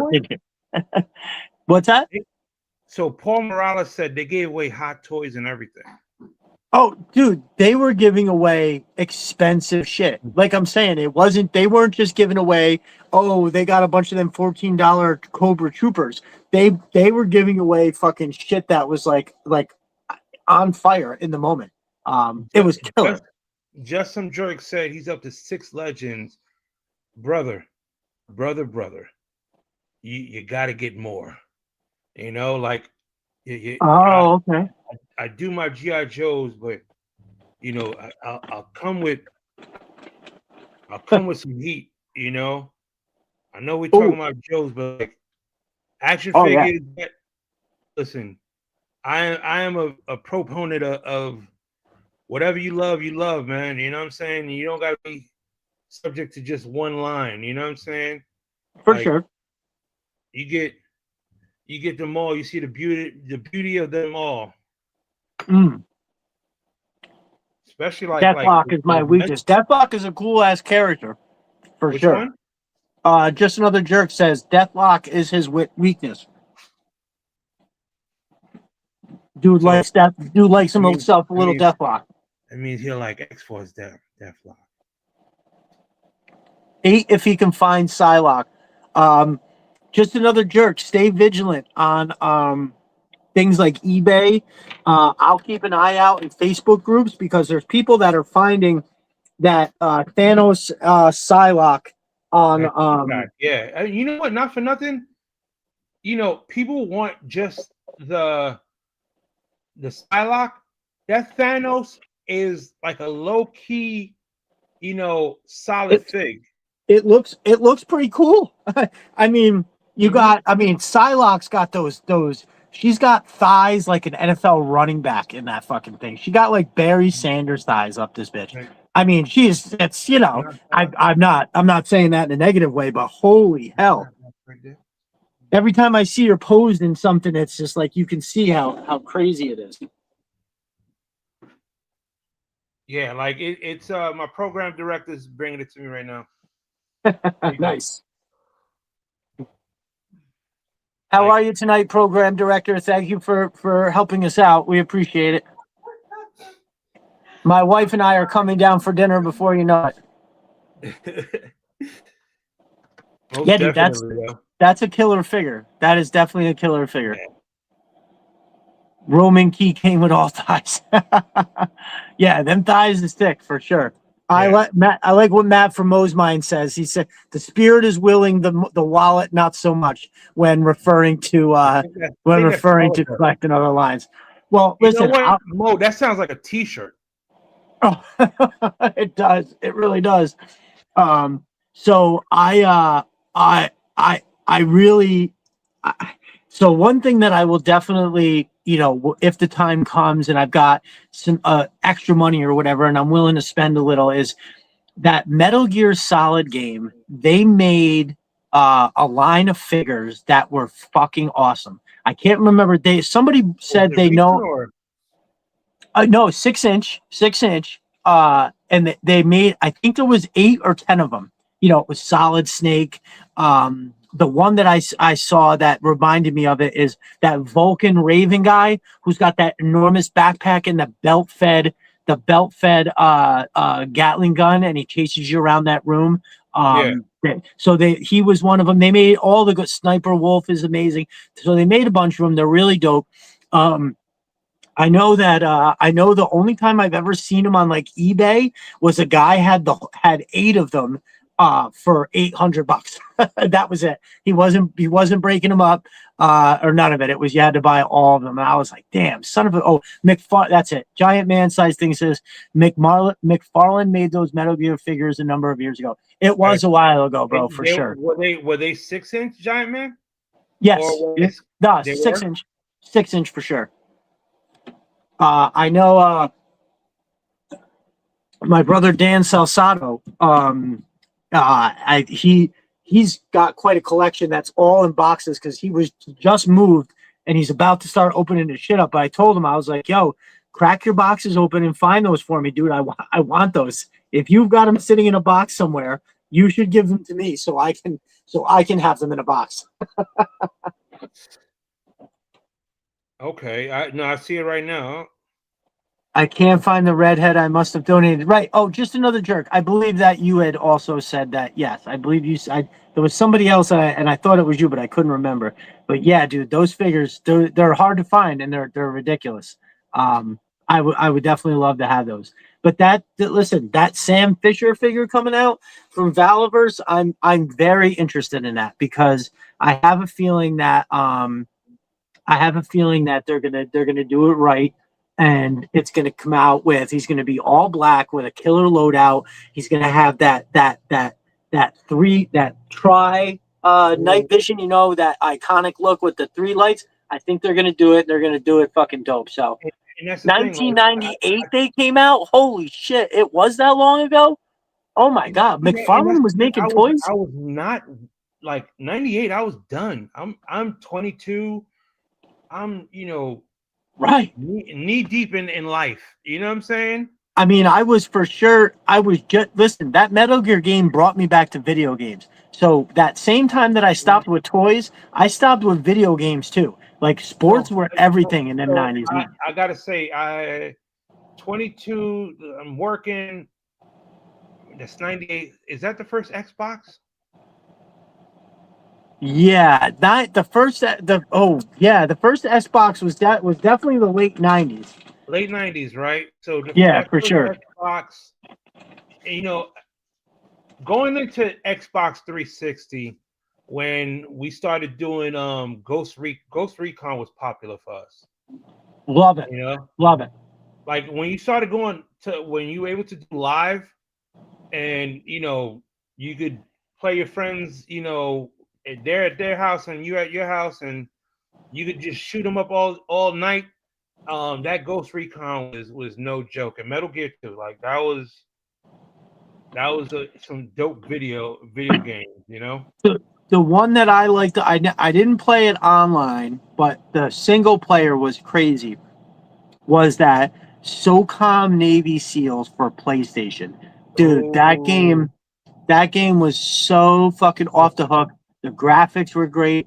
You got to select your loadout. You could control your guys. Dude, that shit was awesome. It was it was easily the most frustrating game of all time because you would go through a whole mission 100% silent. You would do it all perfect, and then out of nowhere, one of your teammates but the computer is controlling would just like stand up and blow the whole mission.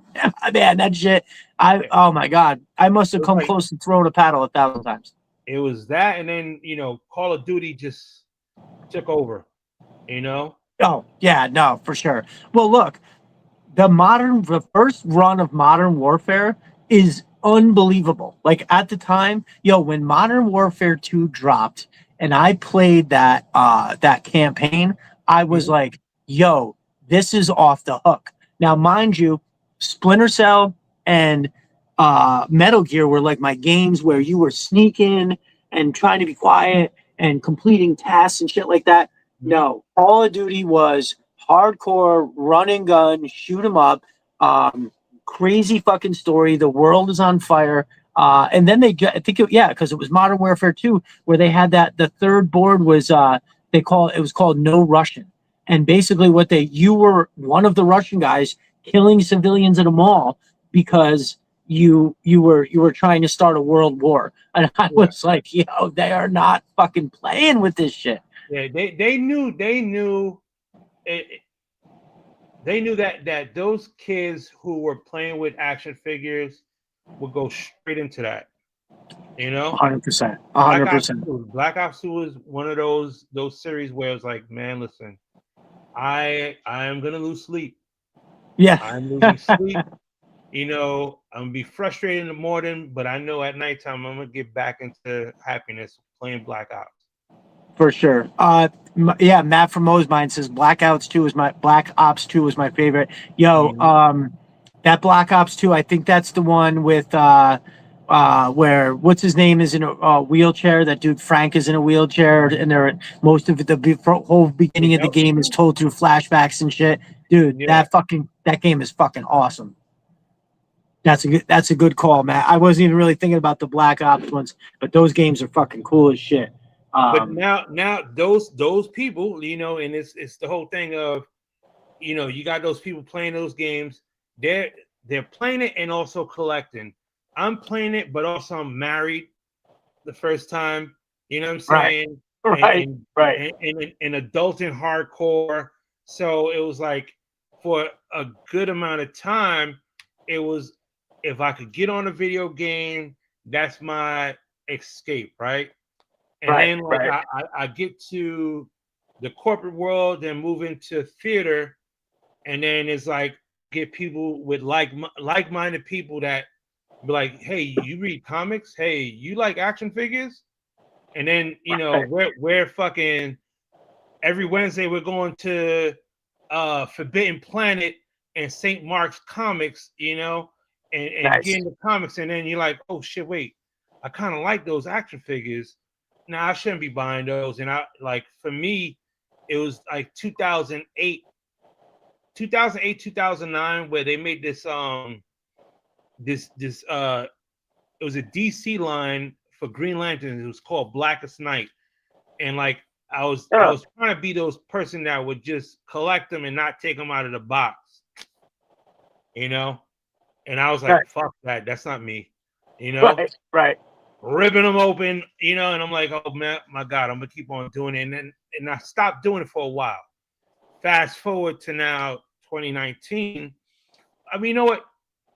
Around that time, the 2015, like I started looking at Marvel Legends, and I think around that time I started seeing that 25th anniversary, and I'm like, do I want to do the three and three quarters? I was like, I don't want it. They're too small, you know. Like I was appreciating what they were doing, but like I was liking what 6-inch was doing. I felt like Right. 6-inch was on the cusp of creating something different for me as someone that's an artist that loves detail, you know, that was looking for something that you know, I want what I see in the comics. I want what I see in the movies. If you can recreate that, yeah, I'm gonna buy it. You know, Agreed. I think so they were definitely on the cusp, and I also Black Series. Black Series was another one where I was looking at, and I started respecting what they were doing, and you know, it was around that time. I think I said I bought the snow speeder and a few like I bought Luke, you know, I bought I bought Winterhan. I forgot the name, but it was like Winterhan, Winter Luke, and the other guy. It was like a extra soldier, and I was like, I'm gonna do that winter scene. You know, that was my mindset. I was gonna do that, and then awesome. I saw the second version of Duke come out for G.I. Joe where they kind of took off the gold part, and I was like, okay, you know, I kind of like that. And then I saw this YouTube tutorial where the dude just like, you know, weathered it, and I was like, oh fuck, that's what I'm doing. Nice. And it's like a perfect storm because it was like that, and then Valorverse popped up, and I was like, you know, I'm gonna take that vest and put it on him, you know. Perfect. Right. And it was just like, oh, this is where I'm at. I'm gonna stay with this. And I stood with the G.I. Joe line, and then was like slowly but surely building up my Marvel Legends. And yeah, it's a crazy world, man. Yeah, but for sure.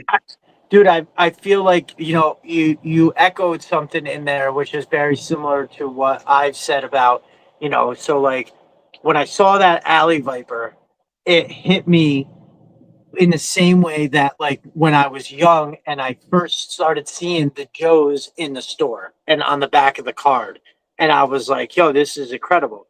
And the thing is that when you're young, those little 3 3/4 are buddy, those little 3 3/4 are detailed. But now that we're adults and literally like we're bigger, they're not so detailed. They're still awesome because they meant so much. But to hit that same note, you had to go bigger and get the and get the fucking and get the 6-inch because you know like this is a perfect upgrade from the Alley Viper I knew. That's why when I saw it, I was like, oh, it's the same thing, but just like a tiny bit better. Like they took the basic concept and tweaked it just enough. And those are my favorite ones. Like tripwire, scrap iron are exactly what they were when we were kids, but what they would look like if they were made now. If you just made them now, you know what I mean? And so it's those like mainframe, identical to what he was like when I loved him, but just a little bit enough. I call it the classification, right? How the figure get classified? How is his classification? And so I feel like if they if because I hear a lot of people say, Martian, what's oh, up? a lot of people. Oh yeah, what's up, dude? I feel like if they had a lot of people are like, oh, if they put this much effort into a brand new 3 3/4 line, it would do even better. I don't fucking believe that at all. I don't, not even close, because we had the 25th anniversary, all the 2008 stuff. You No, know, wait. I gotta say, if Hyatt Toys is doing it, well, listen, I'm if just saying, I listen, Hyatt is killing it. You know, I with am. that 4-inch line. I am trying my damnedest not to buy any of those Oh, because, I'm not bro, looking at it. I am not. I am looking at it, but I'm not looking at it. it's You know like what I'm this. saying? I'll, Yeah, I'll look through my fingers real quick, yeah, and then go back to this. Like, yeah. dude, when they dropped that Alley Viper, I went, no, no, no. Oh Mm-hmm. Lord, deliver me from this evil, dude. Do not let me get into this. That snake eye. It was a snake eyes and I think a storm shadow that they did, where the Oh, storm shadow had a tattoo on his arm. I was like, oh my, that's 4 yo, inch. yo, the Major Blood is fucking off Oh my the god. Look, hook. Oh my I God. want to get back to the classifier. How you was talking about the Viper. You know, you're right. You know, they did what any GI Joe fan did. They was like, you gave me an updated version, you know, and yeah, the 3 3/4 version is nostalgic, but Sure. I can't. I'll never go back to that. You know, what I Right. mean, like if I have it, I collect it. But if you're telling me you're bringing new 3 3/4, it's not appealing to me anymore. You know, you know what I'm Right. saying? I'm talking about like you bringing me a new version of these 3 3/4. I'm like, I'm good. If you're staying in that same design, it's nothing appealing for me. It's a Yeah. Just nostalgia hit. It's a right. nostalgia hit, but that comes and goes. Right. But when I Right. look, and this hasn't popped up in a while, but this is the Oh, the the one dude. that came out. It's like my Oh, favorite. It's one of my favorites, dude. I fucking love that figure. like I, I, what they did here, I was like, and mind you, everybody was ragging, you know, the GI Joes that came out. Those, oh, it's too glow, it's too gold. right. They were going by. This is what I was saying. That GI Joe team has been from start to finish telling us a story, and they were saying, hey, we're gonna go that route of this is the futuristic version because we're in 2020, Right. Right. 2020. It's You know, just updated. Now, they were the just trying something out, you know, and for a lot of people it didn't work because they were on the nostalgic vibe, you know. right. And they Right. said, all right, fine, we'll stop that. We're gonna come with some heat, and they did, you know. But during that time, that first, this is what we got, Right. and this Fucking right awesome. here was like, no, I'm sold on this. Right. Yeah, I'll 100%. rock with you for a while, you know. It's well because that the look of that figure to me is iconic. When I was young, Yeah, I loved all the Cobra Vipers and the bats and the snow serpents and the Owen. eels. They were amazing, but you knew that their force was made by them. Yeah, man, that figure Come right on. there is fucking awesome. That figure right there is incredible. They're amazing action figures. They fucking crush it. Yeah, You I can't go fucking love wrong with that shit. that, you know. Yeah, for sure. Now that's they got me back so much to the degree that I went full tilt, and within a calendar year, I went from having zero figures to an absolute metric fuck ton of figures. I have a podcast about it, and it's basically my whole identity. Pop Cold Frenzy says exactly. If they announce a new 3 3/4 line, I would 100% go to the store and look at it like everybody picks online, but I would 100% not collect it. Yeah, Yeah, unfortunately, that's true. he's 100% right. You know, and it's like, you know, it's the whole thing of, oh, that's nice. Yeah. But that's not Yeah. for me now. Like I'm looking at stuff where I'm like, no, I need to see deep. And not for nothing, you look at, if you're on the internet and you see these guys like Secret Galaxy or The Amazing or who's another guy that there's a lot of those action figure guys, the British guy, where they're always posting these figures, and like you're living vicariously through their videos, and you're Right. like, Right. do I want to do that? Do I want to jump into that line? And for me, I kind of did, you know, and Right. and Right. you go on Twitter and you start looking at you start building this community on the people that you want to, like-minded people, right? And you start seeing these guys and they're dealing with these other brands that's not Hasbro, that's not Mattel, that's Mezco, that's Mafex, that's Figure Arts, and you're looking at these figures that you loved as a kid now being made to a higher standard, and you're like, no, I Right. like that. It's kind of expensive, but I like that, And then you start seeing Hasbro, maybe doing a step below it, but still way better than the 3 3/4. Damn You right. know, Damn right.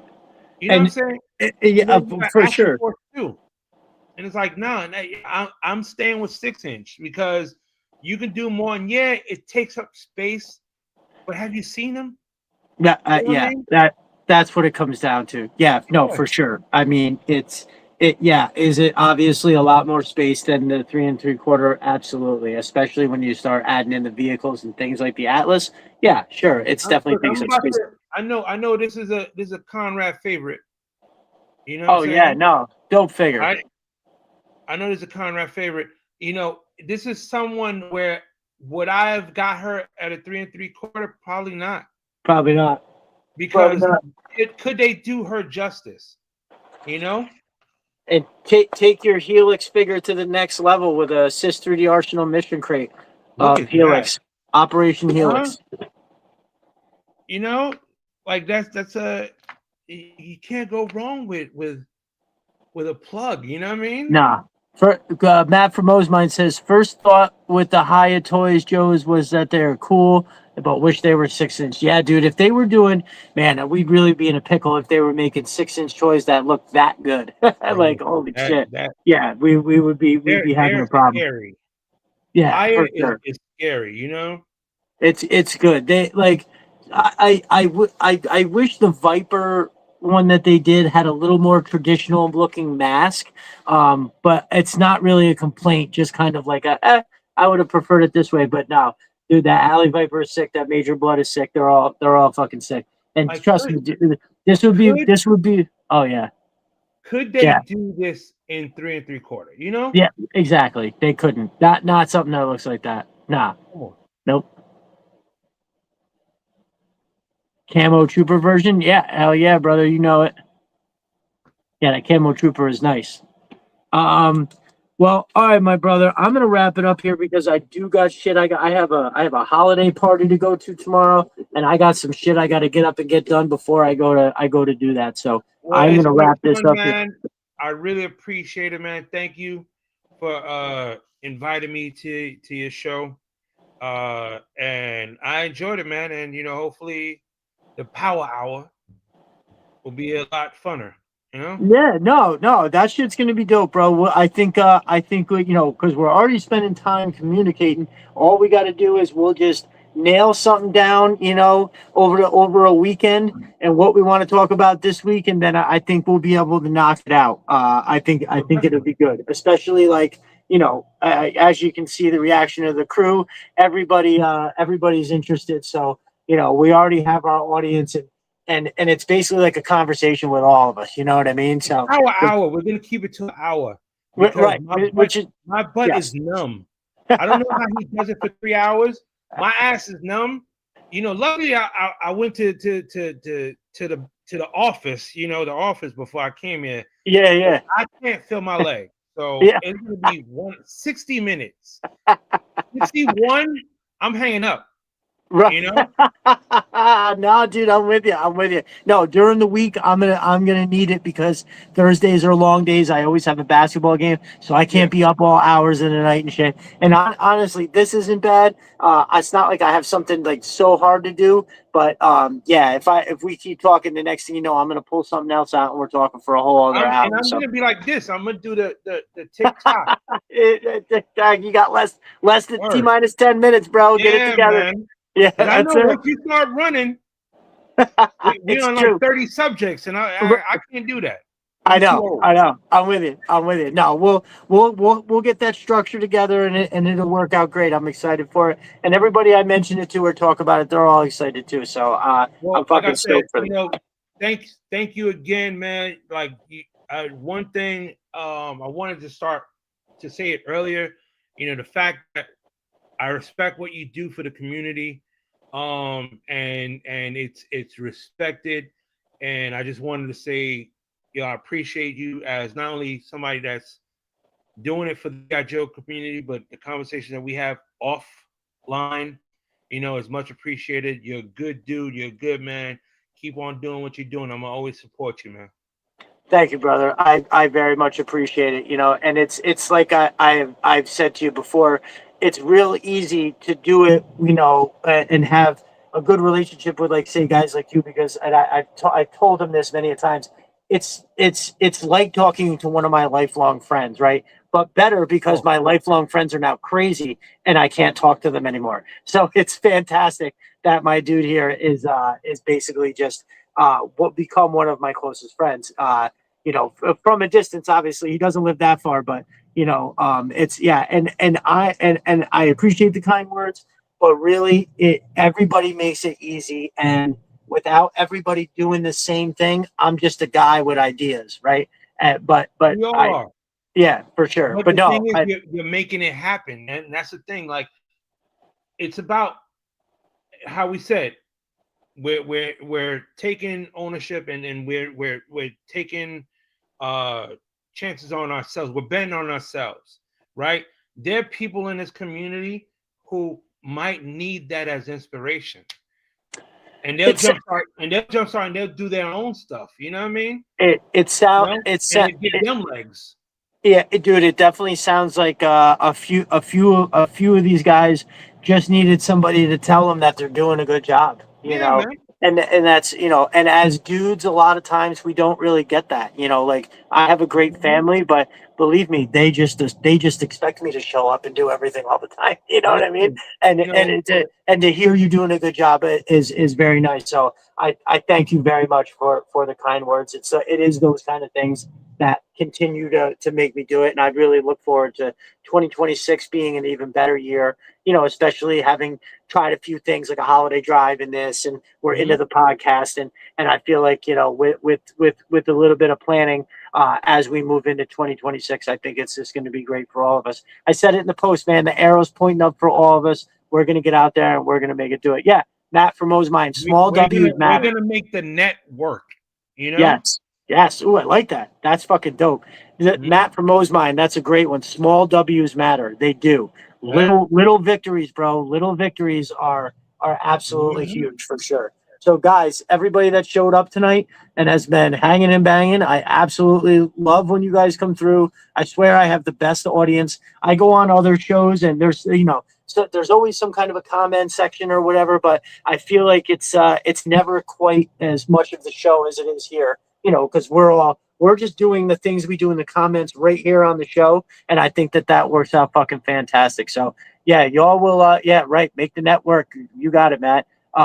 So yeah, listen, we will be coming at you with that power hour before you know it. Stay tuned for all things coming out from my camp, from Jay's camp, Mo's Minds, Sis 3D Arsenal. Popco Frenzy is out there every day, pushing them to all them deals. Make sure you're using his links, and I think that's going to do it, fellas. Wait, one more, Yep. right now, and we're gonna end it here. All right. You show me one fig right now. It's your underrated fig, Oh, and then they could message us on Twitter to debate it. um, I gotta go. Oh man, you know what? I don't have it to pull out. It's in the bag. It's in a bag over there. But I'm gonna go with the Techno Viper, the purple Techno Viper. That figure is fucking incredible, and nobody ever talks about it. I think. I think. Oh, okay, Fight me. Fight me on okay. Twitter. No, that's a good one. All right. There it is. We'll Underrated. see. We'll see what you people think over on the Twitter streets, and we will see you out there. Well, you'll see me there tomorrow morning. My ass is going to bed. Have a good night. Well, I'm be All up. right. So All you right, guys have y'all. a good Yep. night, and we'll see you tomorrow, man. Thank you, sir. We'll see everybody later. All right, man.